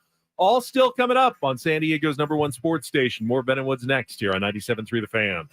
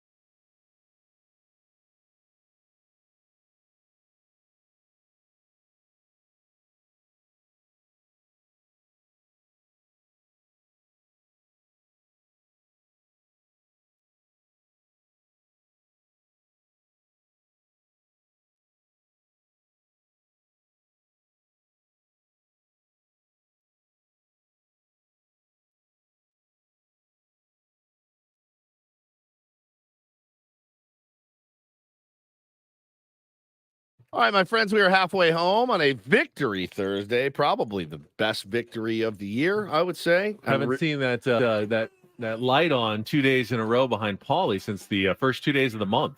That is insane. Been a while. Back to back. Man, he looked like a good ball club last night. They really did. Clutch hitting, clutch pitching, good bullpenning, the whole thing, man. Stealing them home. It was the night before was one of my favorite games of the year, too, with the Gary Sanchez Grand Slam. So, hey, listen, very reticent to say this team has turned the corner. Tonight's going to be a big one. They're all going to be big ones from here on out, Benjamin. Might be the best team in the American League right now. Your San Diego Padres. Let's switch with the Angels. They can take the NL West. We'll take the AL West and take our chances. Padres have had success against the Orioles, the Rays, the Rangers, the Guardians, the Blue Jays. They've done well against the best teams in the American League this year. It's absolutely wild. We've got a tier 1 in here, Dominic from Baltimore. Grew up in San Diego, though. Was at the game last night. We were just talking, though, at the break about the 80s. And we're all the same age. Me, Dominic, Ben, the same age. Paulie, our youngster, at 33. We were talking about the 80s, and we were talking about the scrambled channels. And you know which channels I'm talking about. The Spice Channel. Remember Spice? And I asked Ben, because I didn't know, did you ever attempt to watch those, or were those strictly off limit? Well, I know they were off limits. They were off limits for all of us. But mom and dad go to bed, get the remote, like, let's see if I can see anything. And every now and then there'd be a little glitch in the matrix where you go, oh, I know what that is. But maybe the audio, you can hear the audio. Check it out. We used to try to put magnets on top of the TV. Somebody had told us that worked. It never did. That doesn't make any sense at all. Magnets on the television. The lines. The pixelation out. That was sucks the pixelation out of the TV. That was maybe our magnets just weren't strong enough. It's just science. I've got little strawberry magnets from the fridge, Science. A strawberry, a crescent roll, and a loaf of bread magnet on top of my TV. Did you ever? I certainly had stopped on the channel before. I want to know, was there a kid at all growing up whose parents actually subscribed? Oh my God, yes! 833-288-0973. You're like, wait, you guys, it was fuzzy for you guys? Like my house? My dad just got it. It's like 100%. No one actually had the channel. Right? No, I never saw anybody. It wouldn't have existed unless someone had the channel. My brother used to order it. Do the one, and he would for come a on day the or for like 3 hours. Yeah, thinking my parents wouldn't know. My dad goes over everything with a fine tooth comb. Oh, yeah, absolutely.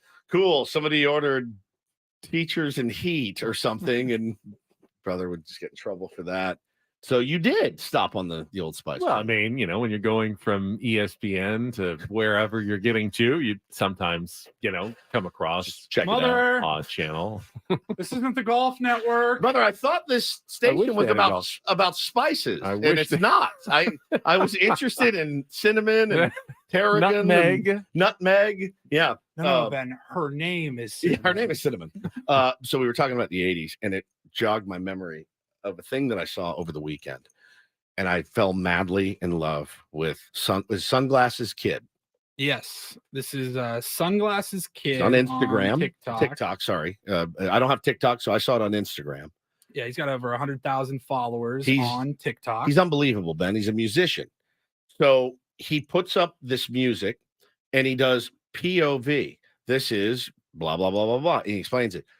It will bring back if you're around our age, it will bring back so many memories of 80s movies for you guys. So here's the POV for this one. It's 1988. You're having a very steamy affair in your high-powered corporate job.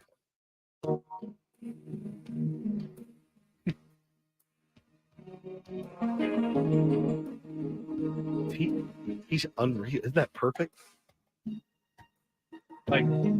Now he's just playing this. He's at his computer with all his keyboard, and he's got his sunglasses on. He's playing the different 80s sounds that we all grew up with. Oh, that's dead on. All I see is Michael Douglas. The first thing that popped into my head was Michael Douglas. Yeah. I was thinking Don Johnson possibly. For sure. Well, it's even in his description. Michael Douglas. Yeah, it's Michael Douglas. That's all I see. So this one, Ben, 1986. You've just turned in your badge and gun after things went bad. This description says Mel Gibson vibes. Yes, big time.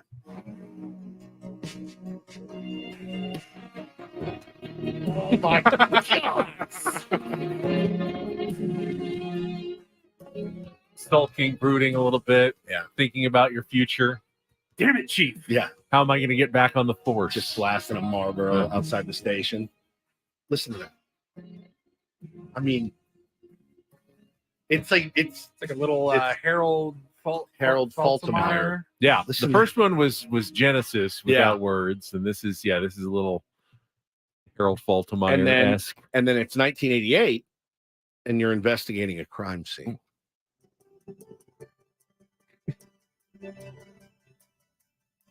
Looking for the clues. Ooh, found one. Oh, right, yeah. How good is he? What's that thing people do? ASMR. You know what ASMR is? Yeah. Like sounds to like relax you, or I mean, it could be anything. It could be like, put a mic, very hot mic next to like cutting vegetables or something. That sound, the sound. I watched all of them. I just laid in bed and watched this guy for hours on like Friday night. Just incredible. TikTok and Instagram. And I'm like, how do we get him on the air? B, how do we get him to write a theme song for us? Because I would love a Ben and Woods syrupy 80s open. POV, it's 1988. You're getting ready for a massive shootout in a warehouse.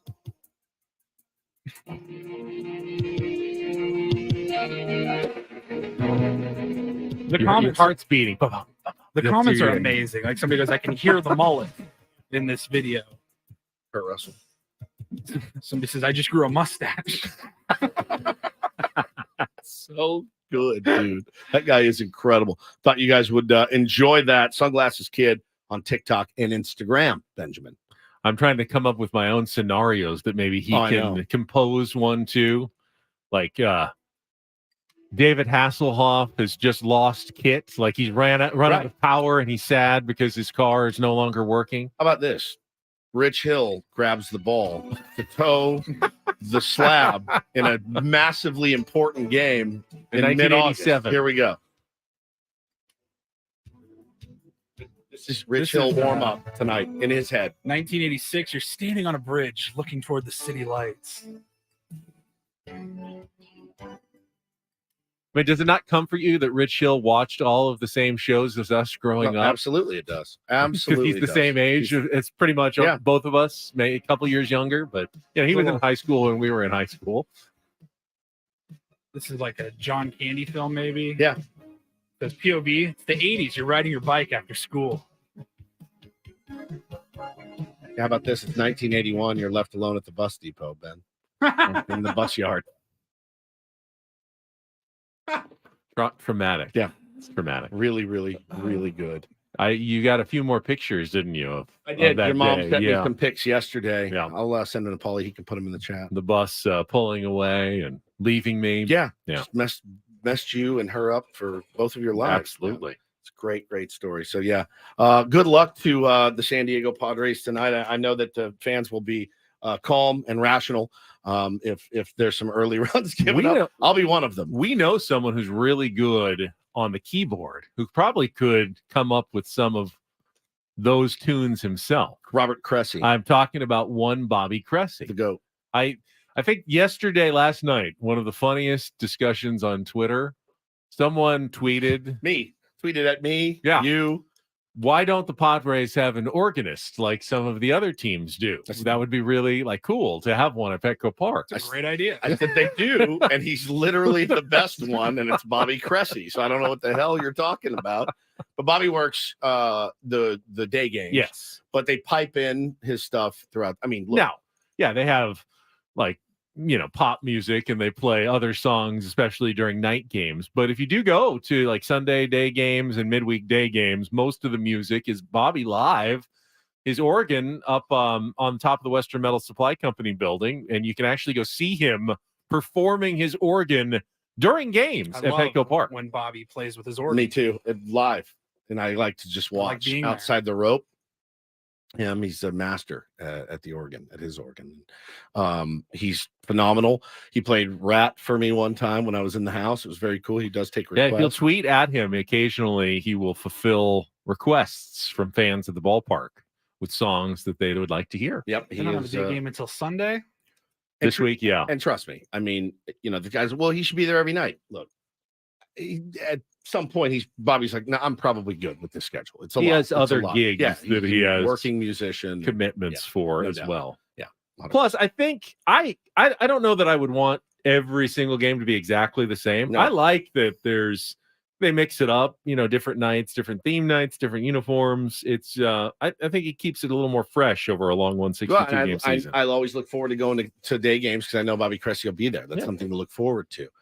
You don't want to burn the guy out, 81 home games every year. I think he's probably really happy with his schedule with the Padres, and he is truly the best in the business. So much love to Bobby Cressy. Maybe he can come up with an original composition, though. Ben and Woods. Padres down by 3 in the 8th inning. I mean, I think Sunglasses Kid, like any of those work. Like you could put that music to like the forlorn looks in the dugout. Sometimes when the Xander Bogaerts, when we get down 1 run, play one of the forlorn ones, Paulie, and you can just picture, Xander at shortstop. They get an early run in the first inning, and they flash the camera over to Xander Bogaerts, and this is what it sounds I feel bad for people of Paul's generation who didn't necessarily get all of that growing up.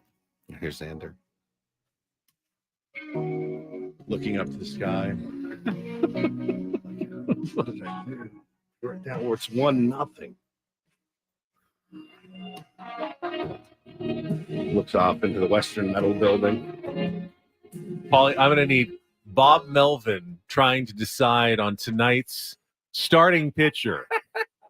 Will it be Rich Hill? Will it be Pedro Avila? Maybe you get some really soft dissolves between the two guys as he's thinking in his head, who am I going with tonight on the mound? Am I going with big game? The crusty veteran or the young upstarts? God, this is like an 80s detective movie.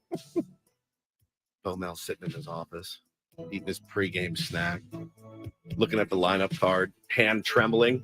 Doesn't know who to write. Where it says P S P S P. He's like,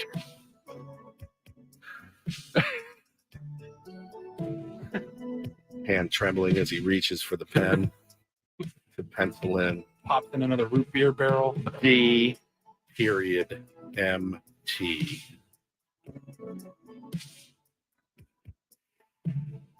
I could listen to it all day. It really makes my day, that stuff. The guy's brilliant. Brilliant. That last one was it's the 80s and you're missing your one true love, a winter's night in the big city. A winter's night in the big city.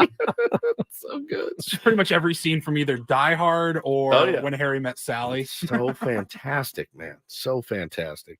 Sarris coming up at 8:35. Going to be joined again by our beloved Andy Heilbrunn at 9:35. Don't want to miss that here on Ben and Woods either. Fun one today. Always fun shows after victories like last night, Benjamin. Yeah, Paul's got some really good audio coming up in the Roundel Report as well from Gabe Kapler, manager of the Giants, that you won't want to stay tuned for. If you like uncomfortable audio, then you will absolutely love. No one loves uncomfortable audio more than you. Nobody. Love uncomfortable audio. This actually kind of made my skin crawl when I heard it. All right, it's all coming up. We'll be right back after a check of traffic. Don't go away. It's Ben and Woods on 97.3 The Fan.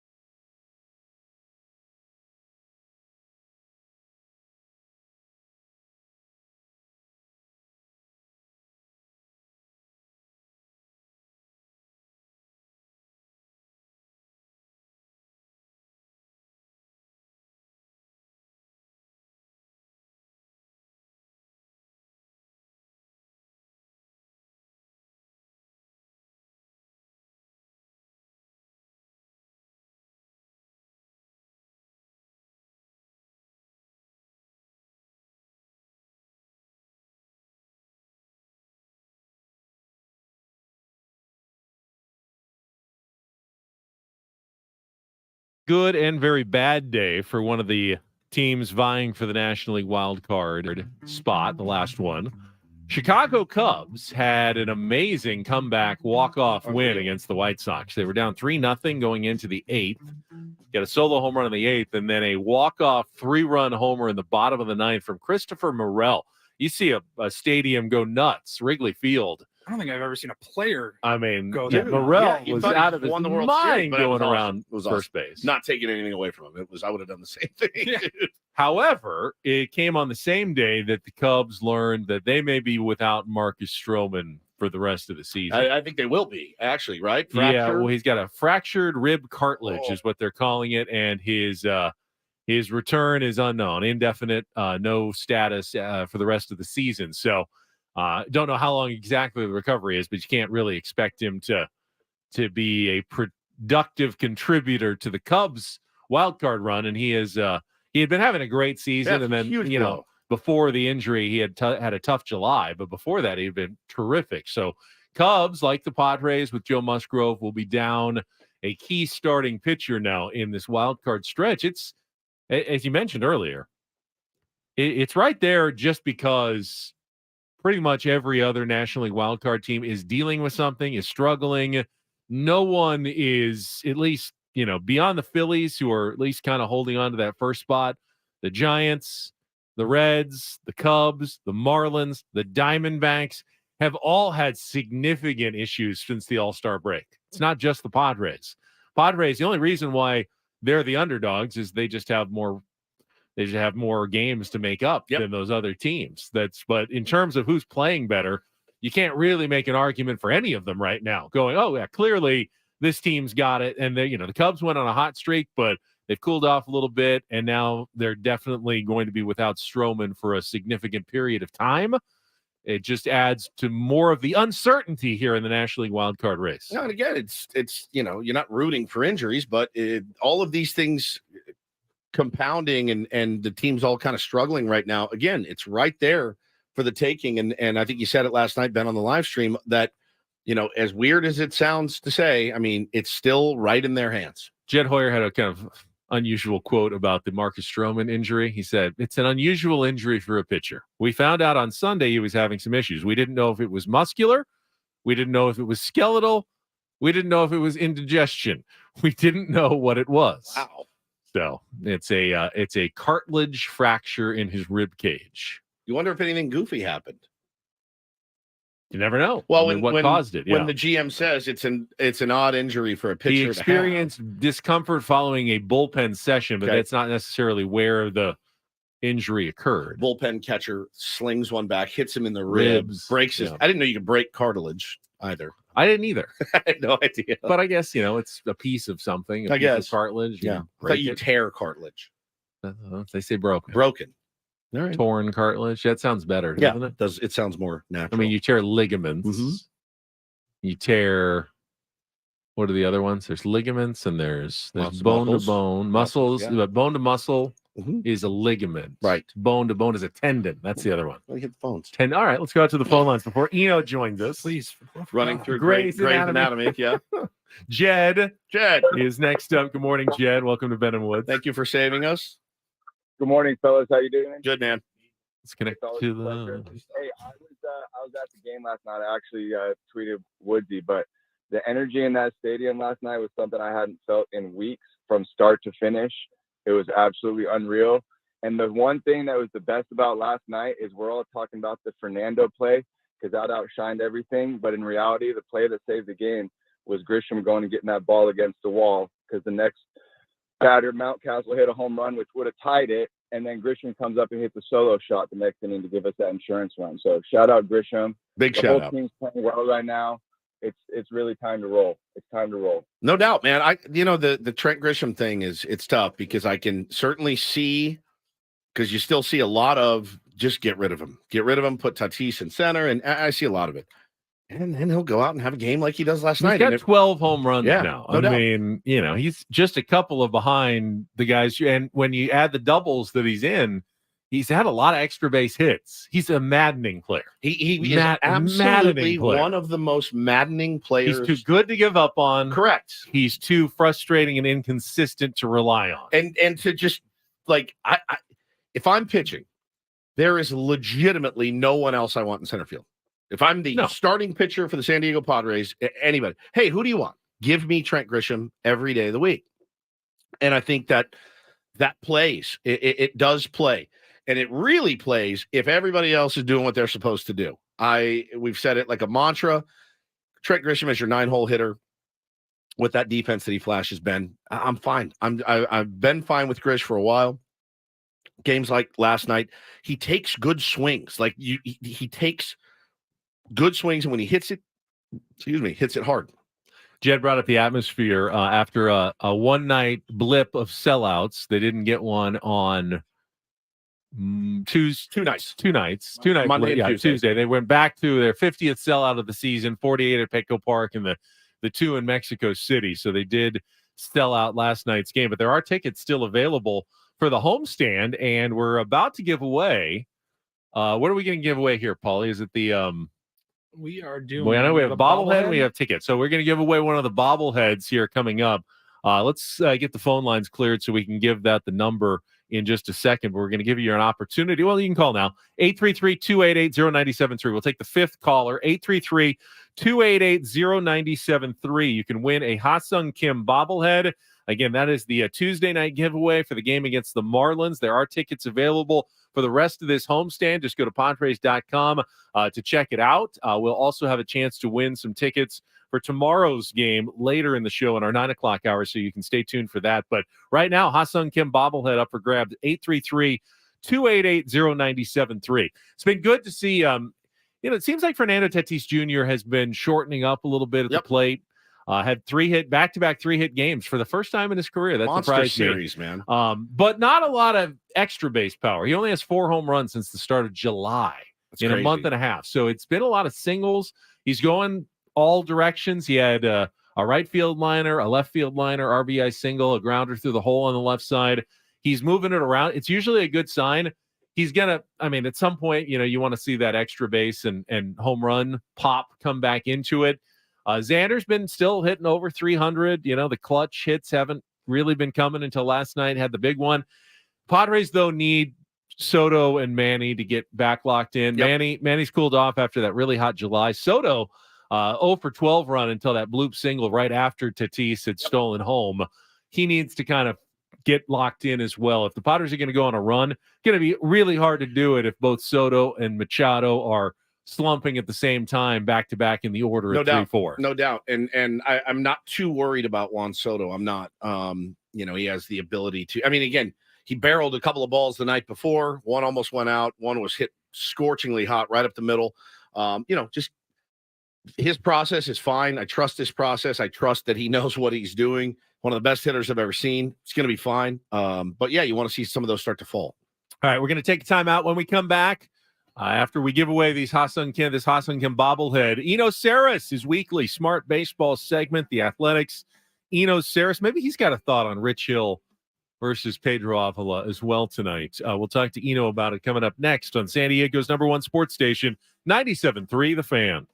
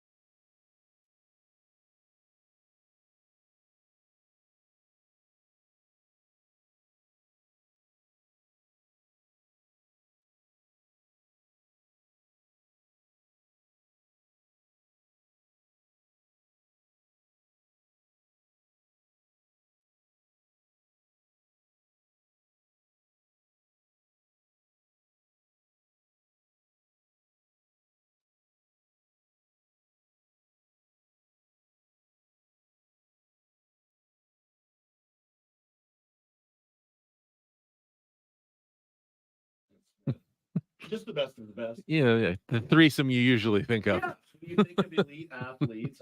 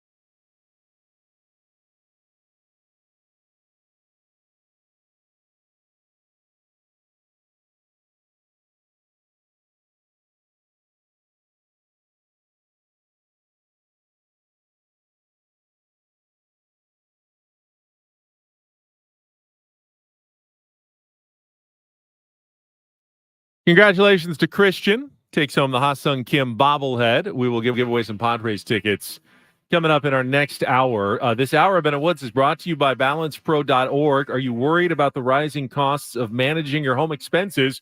Balance can help you decide if a reference or a refinance is right for you. Help you avoid predatory lending. Call to schedule an appointment at 1-888-456-2227 or visit BalancePro.org.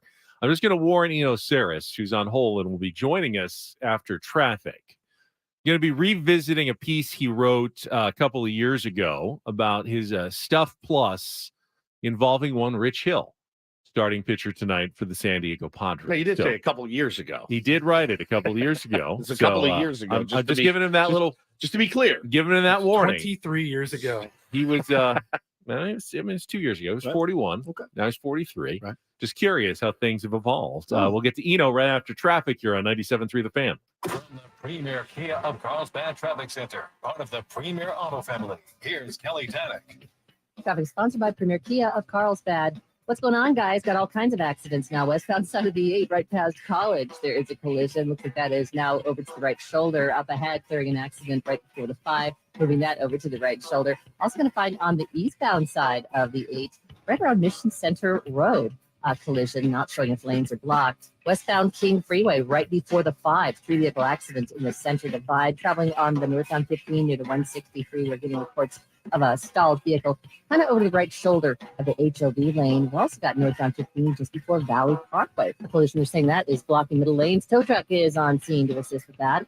With a huge selection of new Kias in stock, they're sure to have the Kia of your dreams. They're right off the 5 freeway in the heart of Carlsbad. Shop online at PremierKiaofCarlsbad.com. And Kelly Danik with Ben Woods, San Diego's #1 sports station, 97.3 The Fan.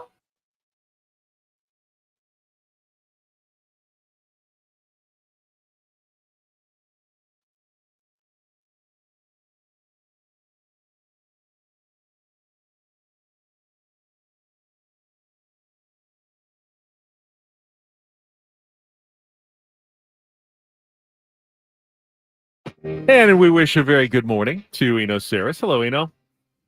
Hey, how's it going? No, it's Good, good. buddy. It's good. All right, I gave you the fair warning. So, I mean, I think when an average baseball fan thinks about the word stuff, they think about like Randy Johnson or Felix Rodriguez, guys with really nasty velocity who are hitting like 98 on the gun. But when you were explaining your Stuff Plus metric when it first kind of was getting popular a couple of years ago, you used Rich Hill as an example. Not exactly the guy I think about with blow you down stuff, but when you put it all together, you were saying he actually does quite well, or did at least, when in 2021 when this piece was written, in Stuff Plus. So kind of wanted to just get the follow up as we're facing a third straight Rich Hill start with the Padres tonight and wondering how it's going to go and a little more explanation of what Stuff Plus really is.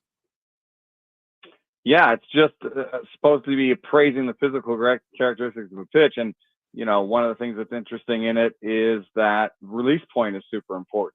And so you see somebody like Paul Sewald, the new closer for the D-backs, and he throws like 92, 93. It's not always about velocity. He's got a really weird release point.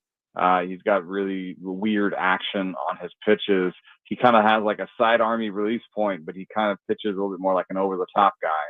And batters just have a hard time seeing that. And so what we found is that if you just focus really on the physical characteristics of pitches like spin rate, axis, velocity, release point, movement, you can really capture some of the process of being a pitcher. It's really, really strong for relievers, and it can help you make decisions on the order of 20 pitches.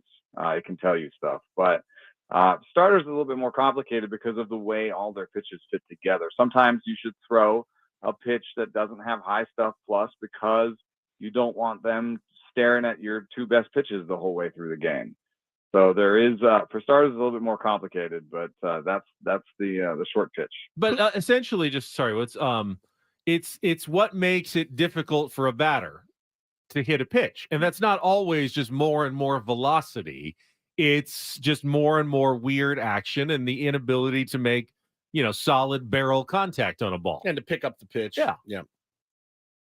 Yeah. And that's why, I've had some philosophical debates with people about whether or not release points should be in there, and if that is actually stuff as we think of it. But I really do think that when a batter is like sort of appraising a pitch and trying to see a pitch, the release point really matters. That's the start point for everything. So, maybe we're capturing some deception in Stuff Plus, and that maybe that should be a different number.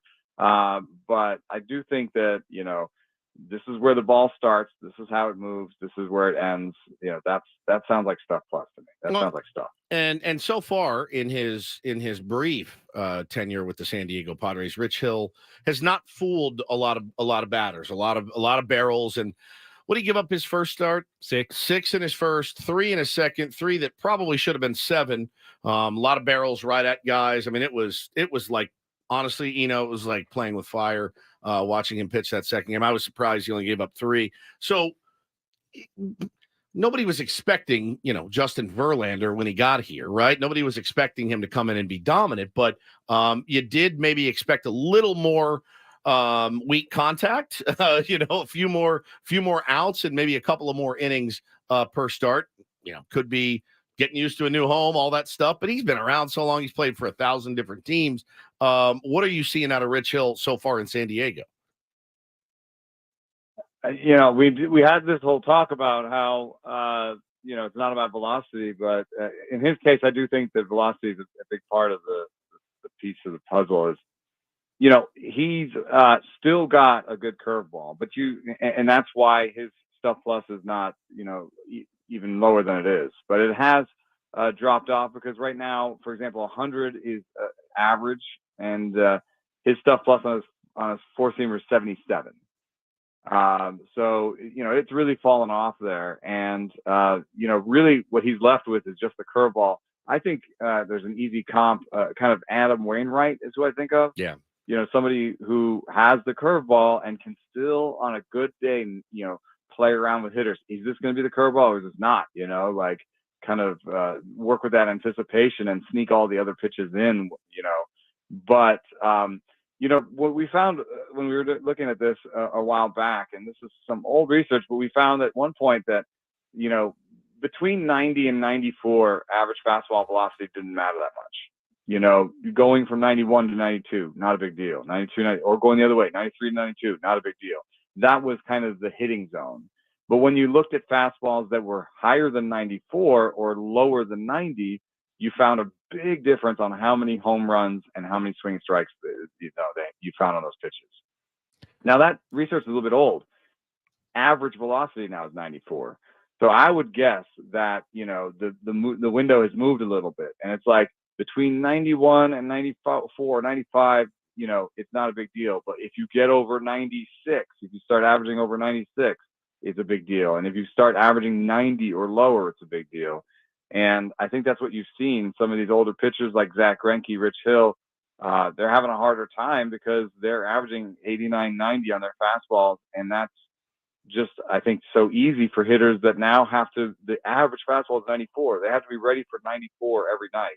And when somebody comes out there throwing 88, 89, 90, I think for the most part, they're prepared for that. Who are baseball's current Stuff Plus kings, as it were, and maybe someone that it might be unexpected that's high on the list as well? Let's see here. I have to get my list open. I know that Tyler Glasnow is a guy that doesn't surprise anybody. And he's near the top. But let me. It's just nasty. Yeah, he's really nasty. Have you watched while you're looking? Have you watched Skeens throw? Oh yeah, Dude. yeah. I think that'll be interesting because some people don't like the shape of his pitches, but another thing that's happening right now is sinkers are having a little bit of a revival. Yeah. And so the sinkers are relative to other pitches, sinkers are doing really well. Okay. So here's the Stuff Plus leaderboard for starters, minimum 50 innings pitched. Number 1 might surprise you. It's Graham Ashcraft. The Reds. Yeah. We saw him earlier. He was good. He's really nasty. But he doesn't throw. I mean, it wasn't he the guy who was like everything's right down the middle. Yeah. But no one can hit it. Well, now you know why. Well, also only 2 pitches. He's cutter slider, and so I think he's underperformed, partially because of command, like you guys mentioned, and then partially because he only has 2 pitches. So, his stuff is high, but, his pitchability is a little bit low. Hunter Green is next. There's a guy who does it. A lot of it was a velo, he just blows it by you. Spencer Strider is the king of it. If I had set my minimums higher, he'd be the guy. Bobby Miller is fourth. There's a guy in LA that throws really hard, but he also has like 5 pitches, Here's another maybe surprising one, Kyle Bradish. He does it for the Orioles. He didn't pitch against. He did not. No, he didn't pitch in this series. Yeah. He's really interesting because his fastball is only 100 stuff plus, but his slider, I think, is the 3rd best slider, or maybe the 2nd best slider among all starting pitchers. And so he's got this elite pitch. It's almost like a young Rich Hill or something, where he's like got this elite pitch, and he's got to figure out how to shape everything around the slider. So sometimes he pitches backwards. Sometimes he establishes the slider and pitches and tries to sneak the fastball in. Corbin Burns is 6th. Garrett Cole is 7th. Shohei Ohtani is 8th. Tyler Glasnow is 9th. Maybe a surprise at the bottom in the top 10 is Bryce Miller in Seattle. He just has a really excellent riding fastball that has velo, but also just really jumps on people. I would think Blake Snell is up there somewhere. Got to be higher on the Padres. Yu Darvish is 14th. He just got so much bend on all his pitches, that it's made for this sort of thing. Blake Snell is 27th. His best pitch, this might surprise you, is his fastball. Doesn't not really, the slider, not the command it. Change up. Yeah. Yeah, and Joe Musgrove is 30th. And between between Blake Snell and Joe Musgrove is kind of fun. Blake Snell, Justin Verlander, Hunter Brown, Joe Musgrove. So that's a fun little grouping there. The best teams in baseball by Stuff Plus are the Rays, the Astros, the Dodgers, and maybe the Yankees. That's a surprise to no one, man. Those guys definitely. I mean, Houston is number 1, and the guy that I worked with on Stuff Plus is now employed by Houston. Let me ask you a question. Talking to the great, Sarris from The Athletic here on Ben and Woods this morning. I brought it up when we got the news about McClanahan going on the IL and going to get Tommy John, the 4th Rays pitcher to have serious elbow issues. And then, of course, you work in Tyler Glasnow coming back from that. Is it systemic with the Tampa Bay Rays? Is it just this is how they teach their guys to throw, max effort, max velo, max spin? How have you looked at some of that? Are people talking about that it seemingly happens to the Rays quite a bit? I think there's a couple things going on here. For one, like the guys that they acquire, their strategy for acquiring pitchers is to acquire guys with injury risk, and just to have so many of them that when they eventually get hurt, you just have other guys that are healthy. I mean, just think about it. When they got Drew Rasmussen, and JP Fireeisen for Willie Adames, and maybe that wasn't their best trade on their that they've done. But Drew Rasmussen immediately became one of the better starters while he was healthy. Well, he had 2 Tommy Johns in college, and so Shane McClanahan, he dropped in the draft. Why did he drop in the draft? He had Tommy John in college. Aaron Savali, who they just traded for, why was he maybe more acquirable than any of their other young pitchers? Because he has never topped like 130 innings in a major league season. And so you kind of look through all the guys that they've gotten. You're like, oh, Zach Eflin, the most that they've ever spent on a free agent is Zach Eflin, and they got him from the Phillies. And the reason why, I think, it's not elbow or Tommy John or anything. It's his knee. He's never topped 163. And in the last 2 seasons leading up to the free agent acquisition, he'd had 105 and 75 innings. Like, he's been a decent pitcher, but of course they made him better. And then there's that's the other part. When they make pitchers better, are they making them more injury prone? And one thing that I can tell you is they do like throwing multiple breaking balls. They like throwing breaking balls a lot. And when you throw multiple breaking balls, one of your breaking balls has to be a hard breaking ball. And so they teach something called the gyro slider, which is, an 80, it can be 86 to 91. And it's more than a cutter. It has a little bit more movement than a cutter. but it's also dependent on velo. And so Drew Rasmussen this year threw a sweeper, a curve, and a gyro slider. Well, Drew Rasmussen is hurt. And the gyro slider, could be one of the more stressful pitches in baseball because it combines velo with slider mechanics. And there's been some study that could be kind of more injury causing. Talking to Sarris from The Athletic. And speaking of injuries to pitchers and guys who've had a history of it, I've had a really good debate going on my Twitter feed the last couple of days. Michael Wacha returned, pitched really well for the Padres, but has historically been a guy with injury problems. The Padres have a very interesting decision at the end of the season coming up on Michael Wacha. They can pick up his option, but it's $16 million each for the next 2 years. They have to do both years this year if they pick it up, or they can decline it. He's got a $6 million player, but he's pitched really well the last couple of years and presumably would want to test free agency if the Padres didn't pick him up. That's a lot to commit for 2 more years for a guy who gets hurt almost every season and is unavailable. How does that kind of figure in? Yeah, I was to prepare for the show today. I looked at the roster this year and next, and definitely circled Walker's name. That's a huge decision for them because it's such an interesting thing. I know if you put the ball back in his court, I'm 100% sure that he will decline that player option. Yes. Because he can do better than that after this season. But at the same time, how much better could he do? I wonder if there's any room for, hey, let's tear up this whole contract and give you like a 3 for 30 or something, where it's more than you would have gotten. And it's more security. I mean, here's a guy that, could he have a career-ending injury at some point? I mean, he has these little ones, so maybe they'll come to the table and come with a completely new way of doing things. But if it was 2 for 32, it's right on the border. Because if you look at what he's done, what he did in 21 and 2022, just by, I know wins above replacement, flawed stat, but it helps me talk about this thing in terms of money. He was worth around 30. He was worth around, I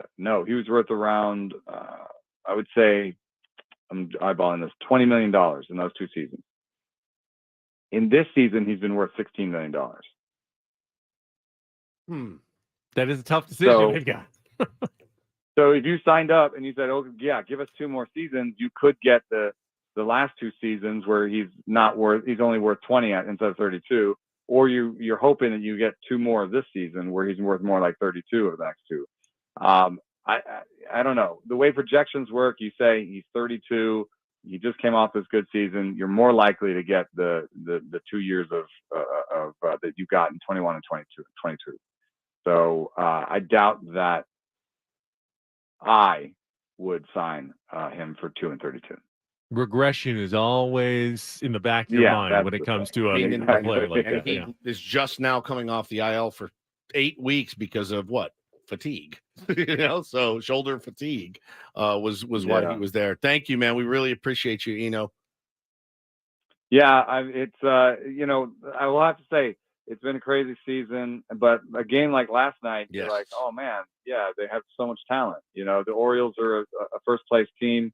And they did everything. They did exciting things. They did boring things. They pitched well. Tatis was amazing. Electric. It was a really fun game last night. Thank you, brother. Eno Sarris on our Premier Chevrolet of Carlsbad fan hotline. Save money the right way with Premier Chevrolet of Carlsbad. Visit them today in the Carlsbad Auto Mall. Chevrolet Find New Roads, brought to you by 7 Mile Casino.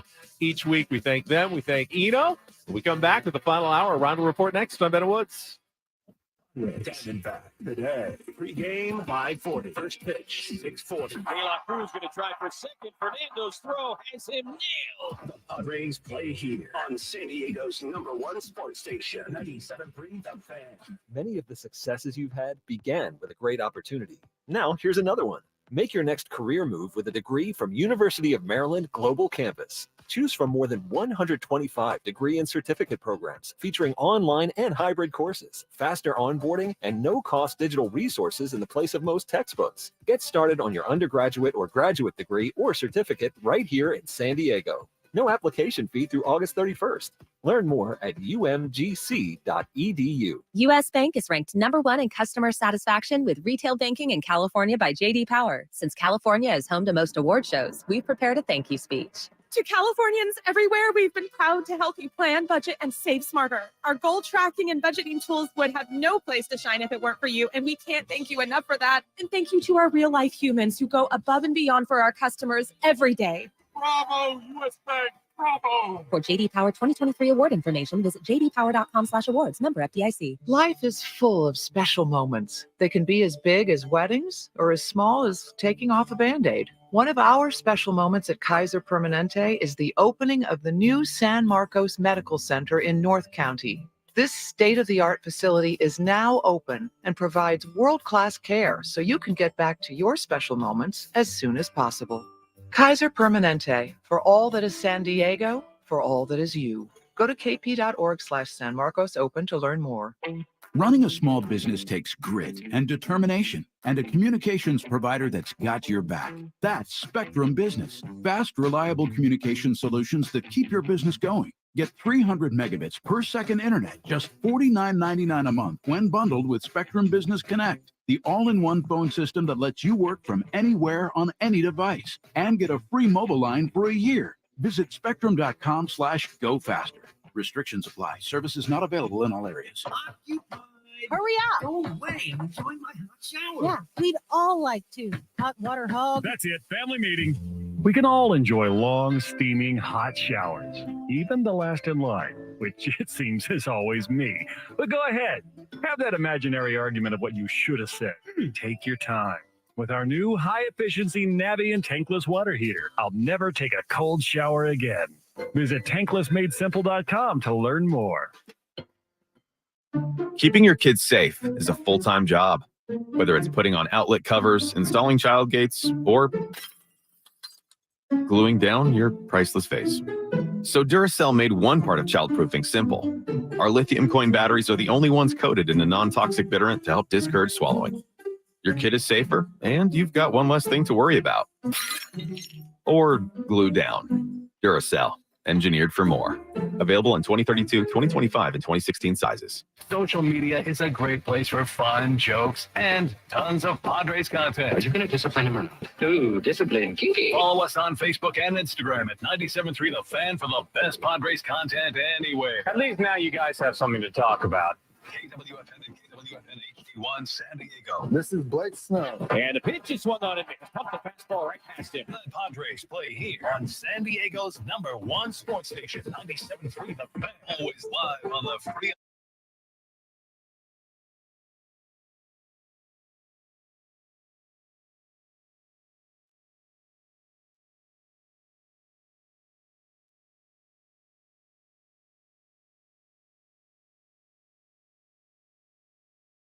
Final hour of Ben and Woods here on 97.3 The Fan and 9 a.m. on a Thursday. Getting close to the end of the week. Tomorrow we get the weekend, ladies and gentlemen. Ladies and gentlemen, the weekend. Hopefully we'll be talking about a 3-game winning streak and the Padres going for that elusive 4th in a row. Now, you can't expect another steal of home magic moment tonight. I mean, they're special because they're rare.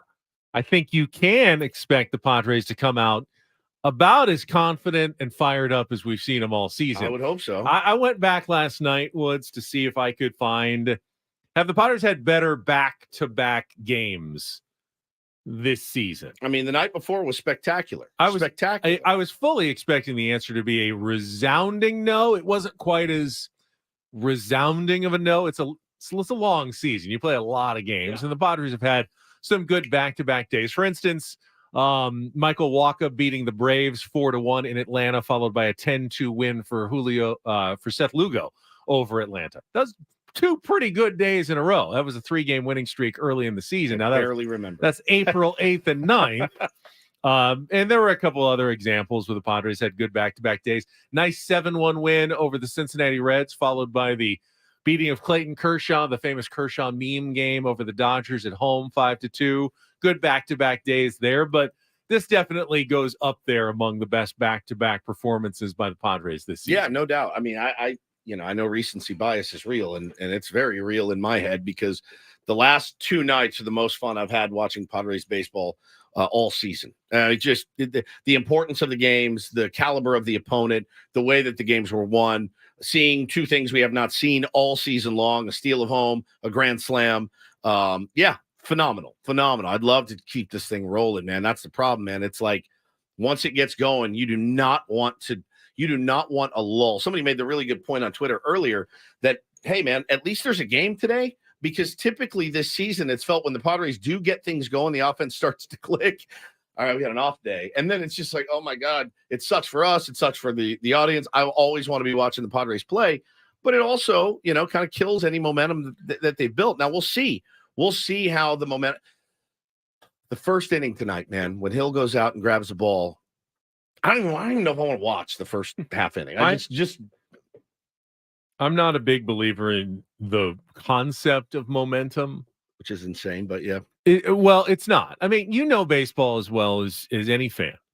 Is it not the sport that just has the wildest swings back and forth all the time? It does. But you have a good inning and then you have a bad inning. You have a good 2 days and then you have a bad 3 days. It does. But I will say this. Momentum is only as good as today's starting pitcher is one of baseball's great expressions. And it's a great expression. That being said, the feeling of coming to the ballpark every day knowing no one is going to beat us, that is kind of how I look at momentum. But what is true is that you have certain points in the season for individual players, especially hitters, where they're locked in, where, all the time, oh, yeah, this guy had a great week. This guy had a great, 7-day period. And occasionally you'll have a team where you have multiple guys who are locked in at the same time. I think that creates the illusion of momentum when you have a number of guys who are performing well concurrently. Of course, that's going to lead to more good performances and more wins. And that looks like the team's got some sort of nebulous momentum. But what it really is that you have several guys who are playing well at the same time. I tend to give credit to the individual. But isn't that, in fact, momentum? Yeah, well, I guess that's a philosophical debate. When I'm rolling, I have good momentum. I mean, I'm moving forward. Juan Soto's had good momentum for his entire career because he's a good player. Sure. Good players have good momentum. Bad players have bad momentum. Not necessarily. Like there are such things as hot streaks. There are, right? Yes, and that is, in my opinion, momentum. And again, it for me, the game, these guys are all good ball players. And anytime anyone looks at a big leaguer and says this guy sucks, yeah, he may be rough in the big leagues, but he's a really, really good baseball player. But the confidence that one gets from performing well, it's so important in this game. And if you can have moments like you have the last couple of nights, you have the confidence in being able to win a game when you're down. But you also see all the time a team that is struggling, like the Padres were, recently, and you have a player like Ha-Seong Kim who is locked in, red hot, while the rest of the team scuffles. Sure. Who has momentum? He has momentum, but the rest of the guys don't. You need 4 or 5 guys and some good momentum. Which is why I'm saying really momentum is just a function of having a number of players performing well concurrently. Dodgers at the won same 10 time. games in a row. They have. Do they have? Is that good momentum? They have a lot of players performing well concurrently and pitchers at the same time. I think we're splitting hairs. Yeah, here. a little bit. It's a philosophical kind of debate. I believe in momentum. But there's no it's not a magic thing, is what I'm saying. It's not magic. It's a tangible, hey, you're all doing the right things at the right time sort of thing. You can call it momentum, but it's not like we need to get momentum on our side. Like, oh, momentum has been hard to find. No, you need to play better, and then it will look like you have momentum going forward. All right, let's table that discussion and get to our Rindle Report today with Paulie. And get things started here with our today's edition of the Rindle Report. Now tuned into the greatest. Welcome to the Rindle Report with Paul Rindle. Hi, Paul. All right. 2 stories from the world of sports that we haven't gotten to yet. We'll start off in Major League Baseball. And 1 story that you didn't know you needed. Are you laughing, biatch? It's the Rindle Report Hey, Paul, how you doing? Okay, how are you? on 97.3 The Fan. Are you ready to bless the mood? I need some help, please. That was good. All right. Just make sure. Yep, this thing's still on. Okay, people are listening, I hope, because we're about to play this Gabe Kapler audio from the other day. Yes. And Ben teased it about an hour ago, but we let this one slip. This is how Ben teased it at about 8:15 this morning. Paul's got some really good audio coming up in the Roundel Report as well from Gabe Kapler, manager of the Giants, that you won't want to stay tuned for. That you what? That you won't want to stay tuned for. Kapler, manager of the Giants, that you won't want to stay tuned for. He hates the I Roundel. changed won't want to miss to want to stay tuned for, and Don't well, it forget ended to up miss it. won't want to stay Don't tuned. forget to not miss this. So I segment. guess everyone's gone now because I told them you won't want to stay tuned. Well, for this. he always does the bit where he says, "Hey, if you guys can suffer through the Roundel Report, I'll give you some tickets at the end." And I will. I've got some tickets for you coming up here in our next segment. Padres ticket giveaway momentarily. Man. But you have to make it through the Gabe Kapler audio and the rest of the Roundel Report. It's worth it. I watched this yesterday, and I got a little spicy. I got squirmy in my seat. So imagine, AC standing in front of Bob Melvin, ask him, "Hey, why did you pinch hit so and so and not let so and so take the Gabe AB?" Kapler v. Giants beat reporter. This is amazing. And you it's a little guys. long. It's kind of long. Stick with it because it's really chippy and good. Earlier this year, you talked about why you stuck with Wade Method in with the bases loaded against a lefty. Bases loaded against a lefty tonight, you decided to pinch hit Slater for him. What changed, if anything, in that decision? I'm absolutely happy to make the distinction, but I'm just curious if you know the distinction. Oh gosh, just Slater versus Ramos. Yeah, I mean, this is not a disrespect to Ramos in any way, but I think Ramos has like 4 career pinch hit at bats. Slater's one of the best pinch hitters in baseball. So I don't mind, of course, explaining something, but I just sometimes wonder if the question is, hey, can you say it? Or if that distinction isn't clear. I'm just curious about that. Oh God. Slater hasn't been hitting awesome either. He has a more track record, sure, but Would you agree that he's one of the 5 best right-handed pinch hitters over the course of the last 3 or 4 years? yeah. I'm like sweating. Do you think there's that creates a distinction between him and a guy that has 4 career pinch hit at bats? Sure. Okay, so I'm not criticizing you at all. Aren't you? I'm just wondering if what you're asking is for me to say that, or if whether or not there's a distinction at all for you.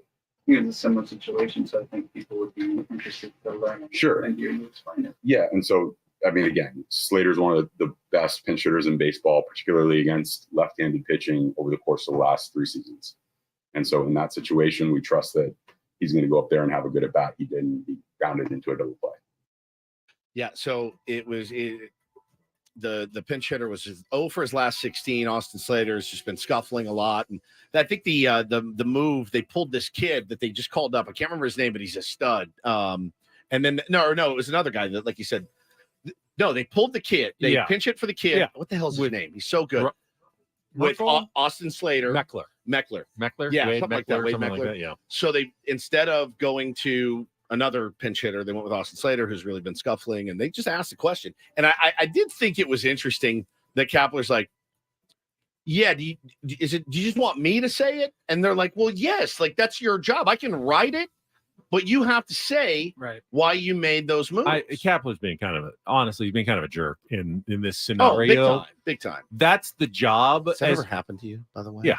Of course. And I will also give Kapler the pass in that when you have to do that, remember, it's 162 games, but it's not just 162 media sessions. It's pregame, it's postgame, it's spring training every single day. You get into like probably 500 media sessions a year if you're a major league manager. That's a lot.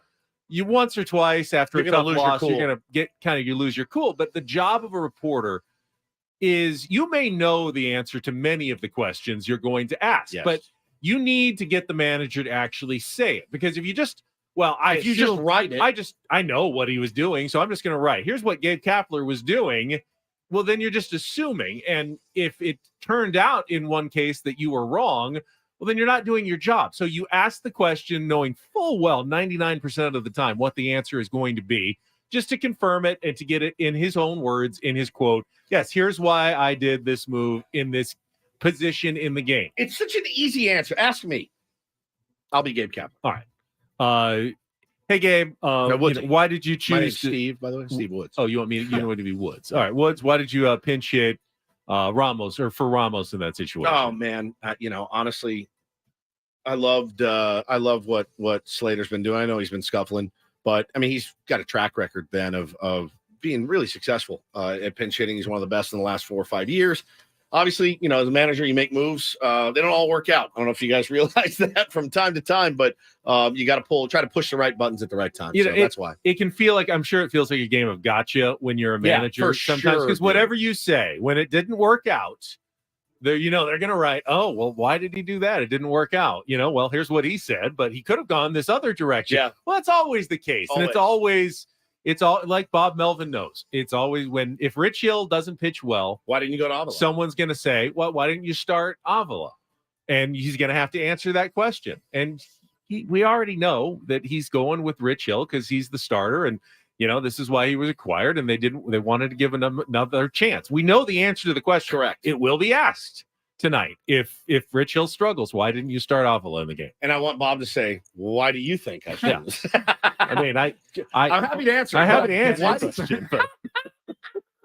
I love that audio. I love it. Yeah. And listen, obviously a manager too that's feeling the pressure a little bit. Things aren't going so well. You're in it. You're in it. It's not going well. So yeah, it's a pressure cooker. All right, we'll move over to college football, and we've talked about it for the last 8 months now, whatever it's been. The prime effect, the Deion Sanders effect in Colorado, and it's just been a remarkable turnaround as a school and as an athletic program. What he has done, he alone coming to that school. And so we're starting to get the first glimpses. We had, some spring practices a few months ago, but the team's getting ready for the season now and training camp. And this was captured on video. There was a fight in practice. A lot of fights. That happens. It happens all the time. Every team. Probably every day, or at least every other day. It happens all the time. And the video shows, it's like a scuffle in the end zone, guys pushing and shoving each other, and a couple of players are just walking away.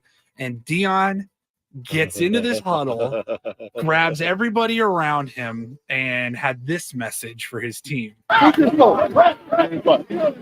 go. I seen two of y'all walking off over there, and you got to keep teammate fighting. What they do there? Nowhere. What they do there? Not here. In one fight, we all fight. You understand that? No. I don't want to see y'all walking off with somebody's fight. Yes, sir. Never again. We got a key teammate in a fight, and you're walking away. If one fights, we all fight. I love it. I think it just moved. I knew you'd like that. Remember, though, who he's advocating fighting against. His own teammates. His own players. I know. I get it. He's actually asking his own players to fight each other. It's a mentality. You practice a how you play. Like if Tom Brady got drilled in practice, you can rest assured that every person on the team is right to him and knocking out some rookie that's trying to make a name. That guy's dead. They're gonna private pile that guy later in the dorm. If Manny and Tatis got into it in the dugout, you'd want Bob Melvin screaming, "You all need to get in there fighting." That's different. Baseball different. feels different to me. It's a good point. It's a good distinction. Hang on, let me think. Manny and Tatis, they were fighting. They did that season that one time. Yeah, man. And Musgrove's just walking away from it. It's weird because I feel like in baseball, if two teammates are going, you want them to break it up. The natural thing to do is go break it up. You know why? It just doesn't. It doesn't happen in the own dugout a ton. It does happen. Yeah.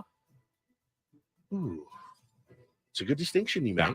Now, if it's another team taking liberties with your guys, you ought to be in there protecting your teammates. That was great. You would hope so. That was great. Never again.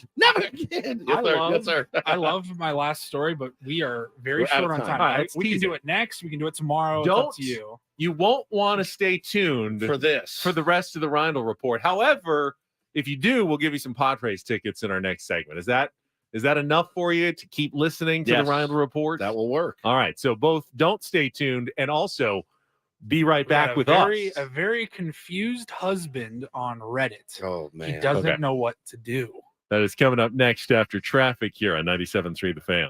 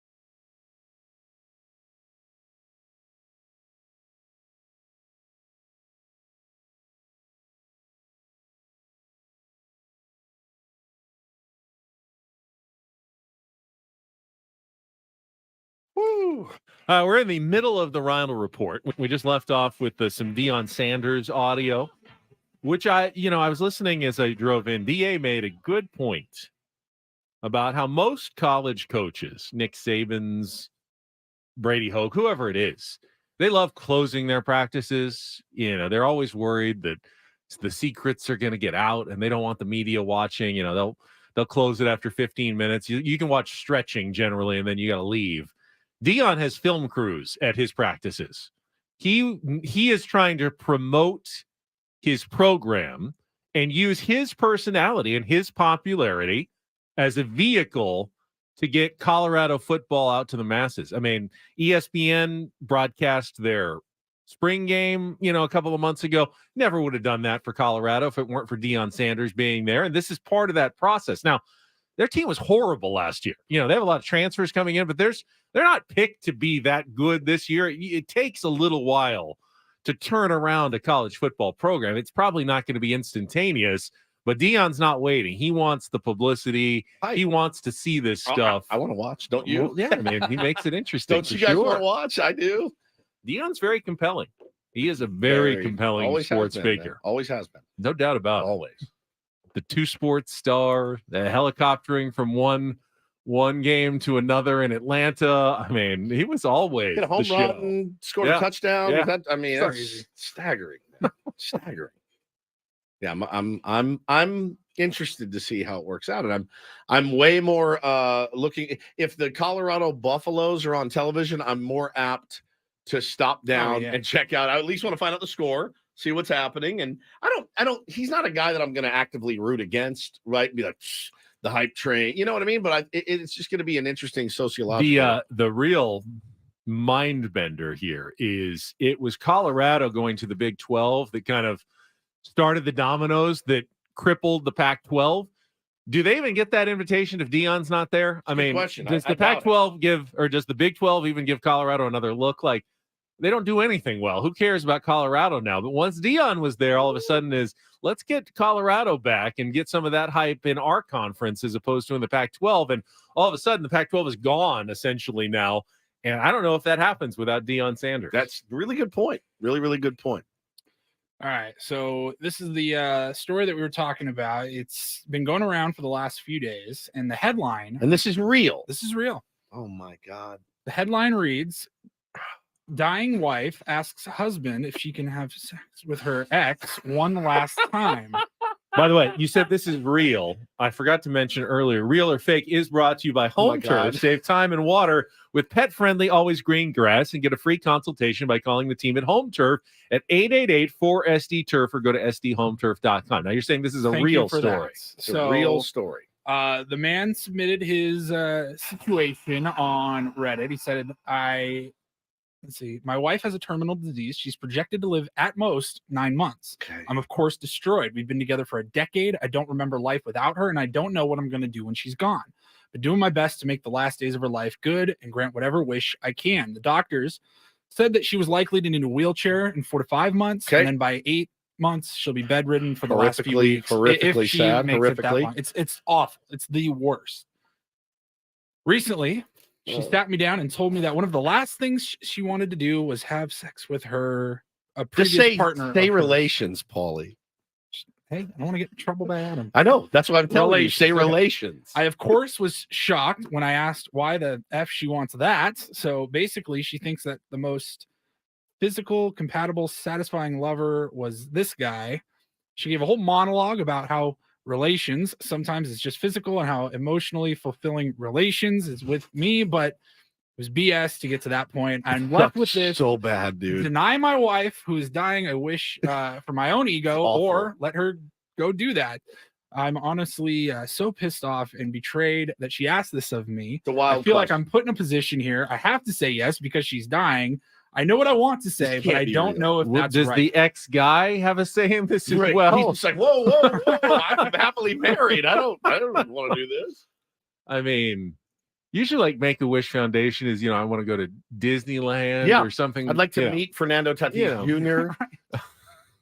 It's so he's in the most no-win situation. You're in a no-win because then one of your last memories is going to be of that.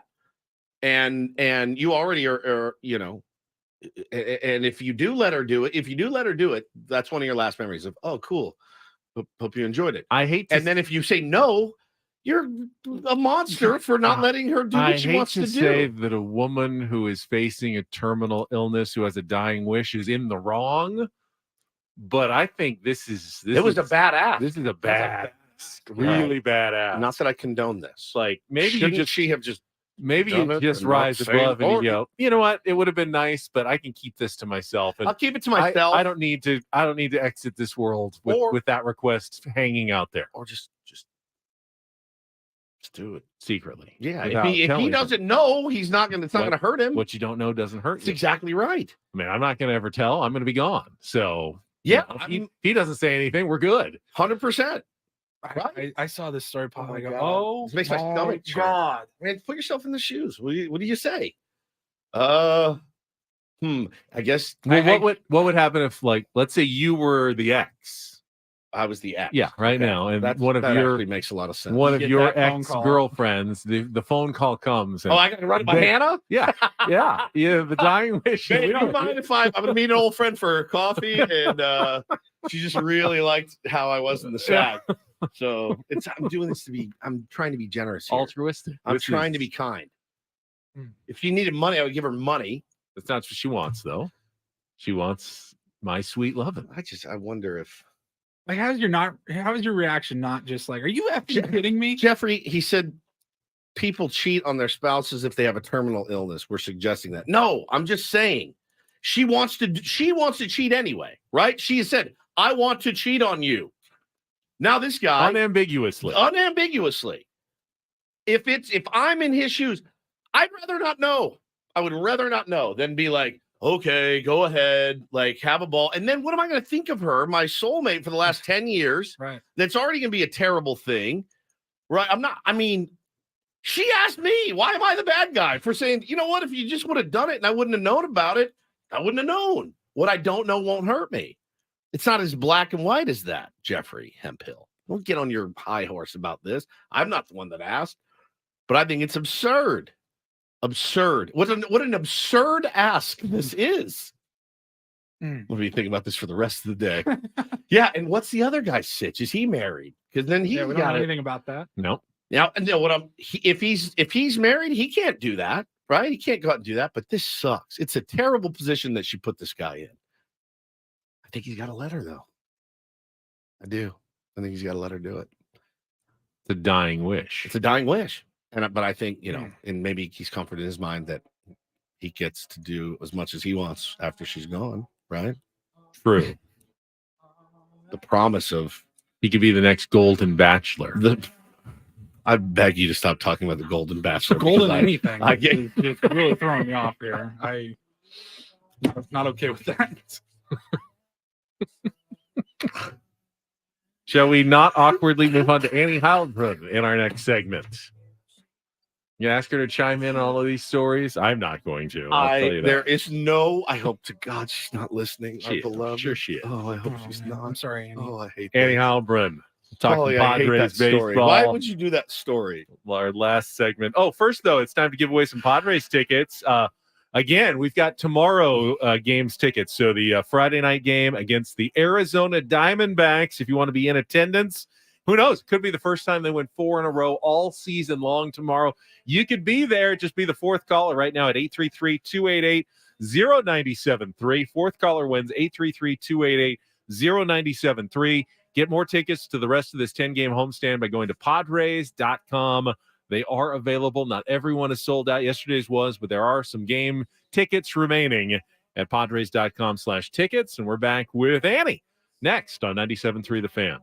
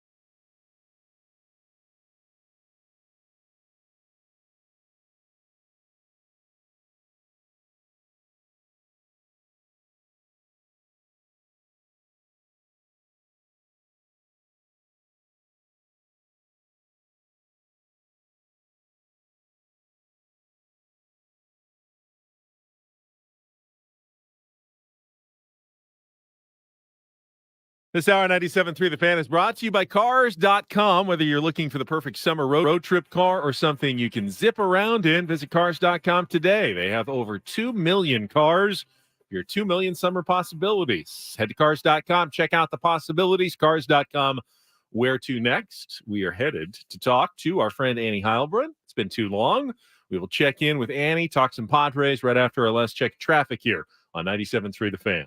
From the premier Kia of Carlsbad Traffic Center, part of the premier auto family, here's Kelly Tannick. Not a bad wrap-up for a morning drive. Crashed the clearing stage in the North County, eastbound side of the 78, just before Nordall Road. Everything is over to the right shoulder. I'm Kelly Danik with Ben and Woods, San Diego's #1 sports station, 97.3 The Fan.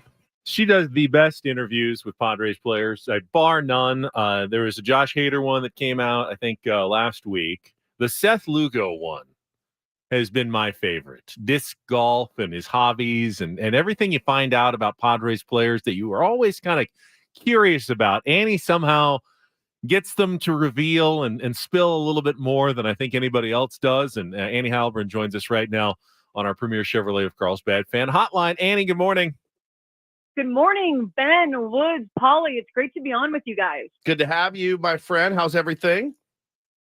Everything is rolling along. You know, I feel like we've all aged a lot this season. Doesn't it seem like?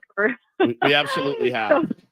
But it's good. How are you guys? We're good. We're doing great. Let me ask you just, you don't have to spill all your secrets, but journalist to journalist, how do you get those guys to open up a little bit more? Because we all talk to athletes, and most of the time they're trying to say as little as possible when speaking to the media.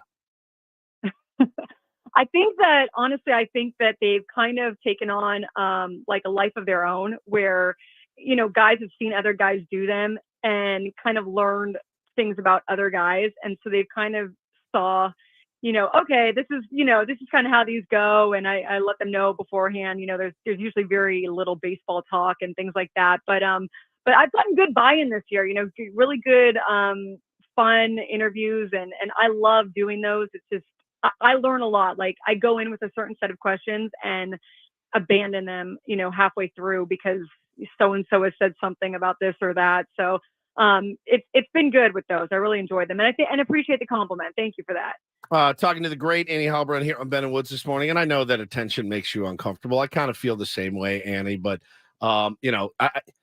you do, huh? I do, actually. Attention makes you uncomfortable. It does make me uncomfortable. I'm surprised by that. It really does. I swear. That's why it's not Woods reads raps. It's Ben reads raps, my friend. But listen, everybody wants to know, kind of what's next for you and without having to say too much or wanting to say too much. I know you. I know how you feel. Is it nice to see the rabid support that people want for you to be back on the Padres broadcast? Yes, and it really is. I typically don't take personal things public, if that makes sense, Sure. unless it's something funny that you can, make fun of me on or endearing or things like that. And so that's why I don't respond to a lot of those things or whatnot. But I see them and it really means a lot to me. Like my heart kind of grows 10 sizes just to hear that people are thinking or, have thought or send messages privately or publicly. And that I guess that they just, they care, and so, I don't expect people to notice that stuff, and so I really do appreciate it. I see them all. I would say that there's a fantastic broadcast team that goes on air every night on radio, on TV, in front of the camera, behind the camera. They do a lot of hard work to get that broadcast on air, and they do a great job. And they've been great to me throughout my career. And I just at the same time want to say that I really don't have any answers to give, but I just want to say that I appreciate to everyone that's been reaching out. Just I appreciate the sentiments and wanting a female and all that stuff. So it does mean a lot to me. I don't want a female. I want Annie on my there's a difference there. Thank Annie. you. Woods though, like if he just suddenly disappeared from this show, he hopes everyone immediately forgets him and no one wants him back because he doesn't want the attention. It's so true. I That swear, would be I so swear embarrassing to him. Well, you won't see me in my basement doing a newsletter and YouTube show every day. That I promise you. Once I'm gone, I'm gone. You say You're not going to suck the last bit of spotlight out of your life? No, I'm good. I'm good. I've told all my stories.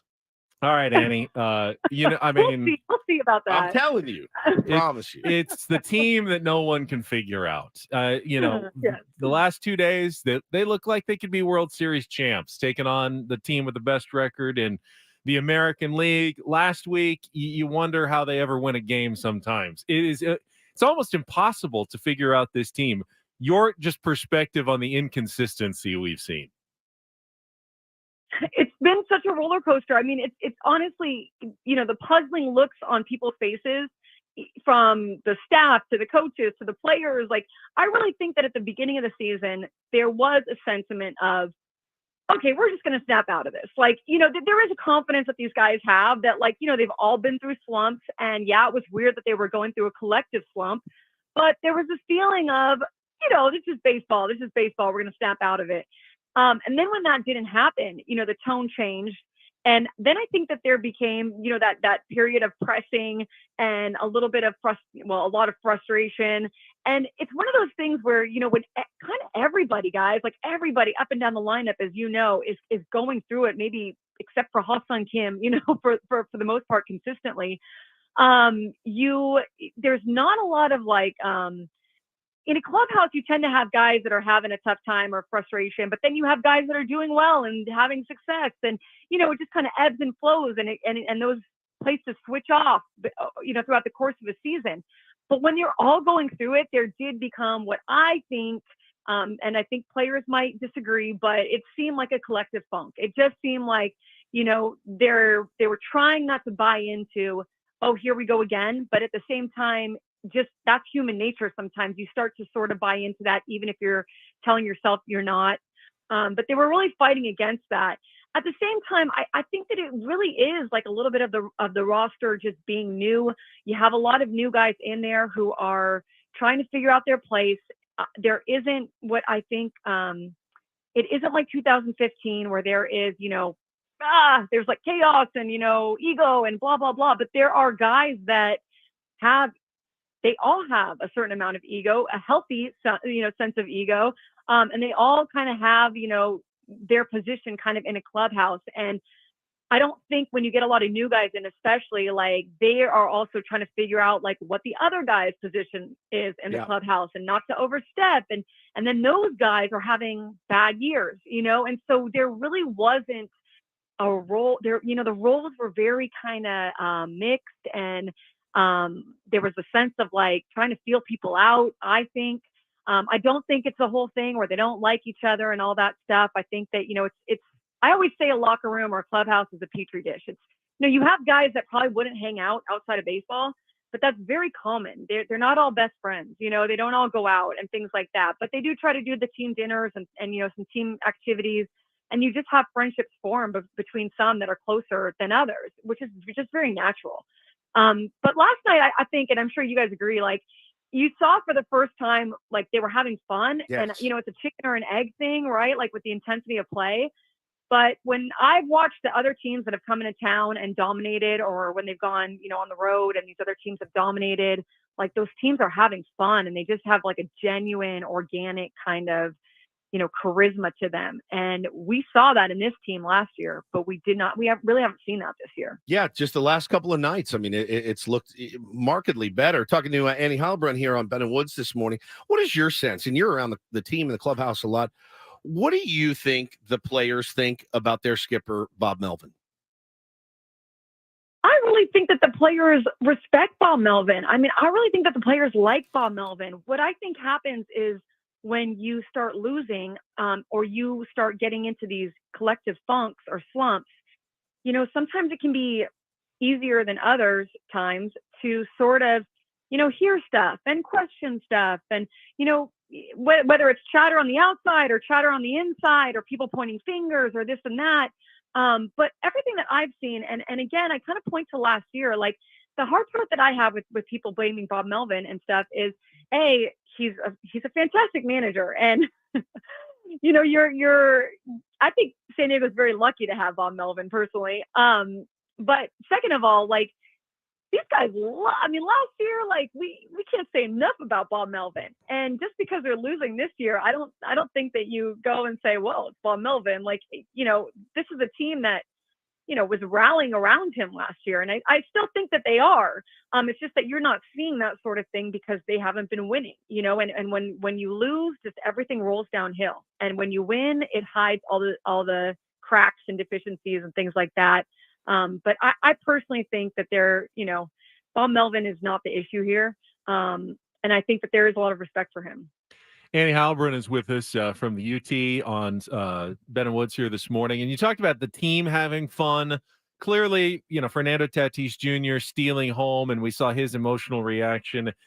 This comeback season for Fernando, he's been hailed a lot for how he's handled it, how he's interacted with fans. He's come back and, showed some maturity and responsibility. But at the same time, I don't know that we've seen him completely let loose all season either and be the same player until yesterday.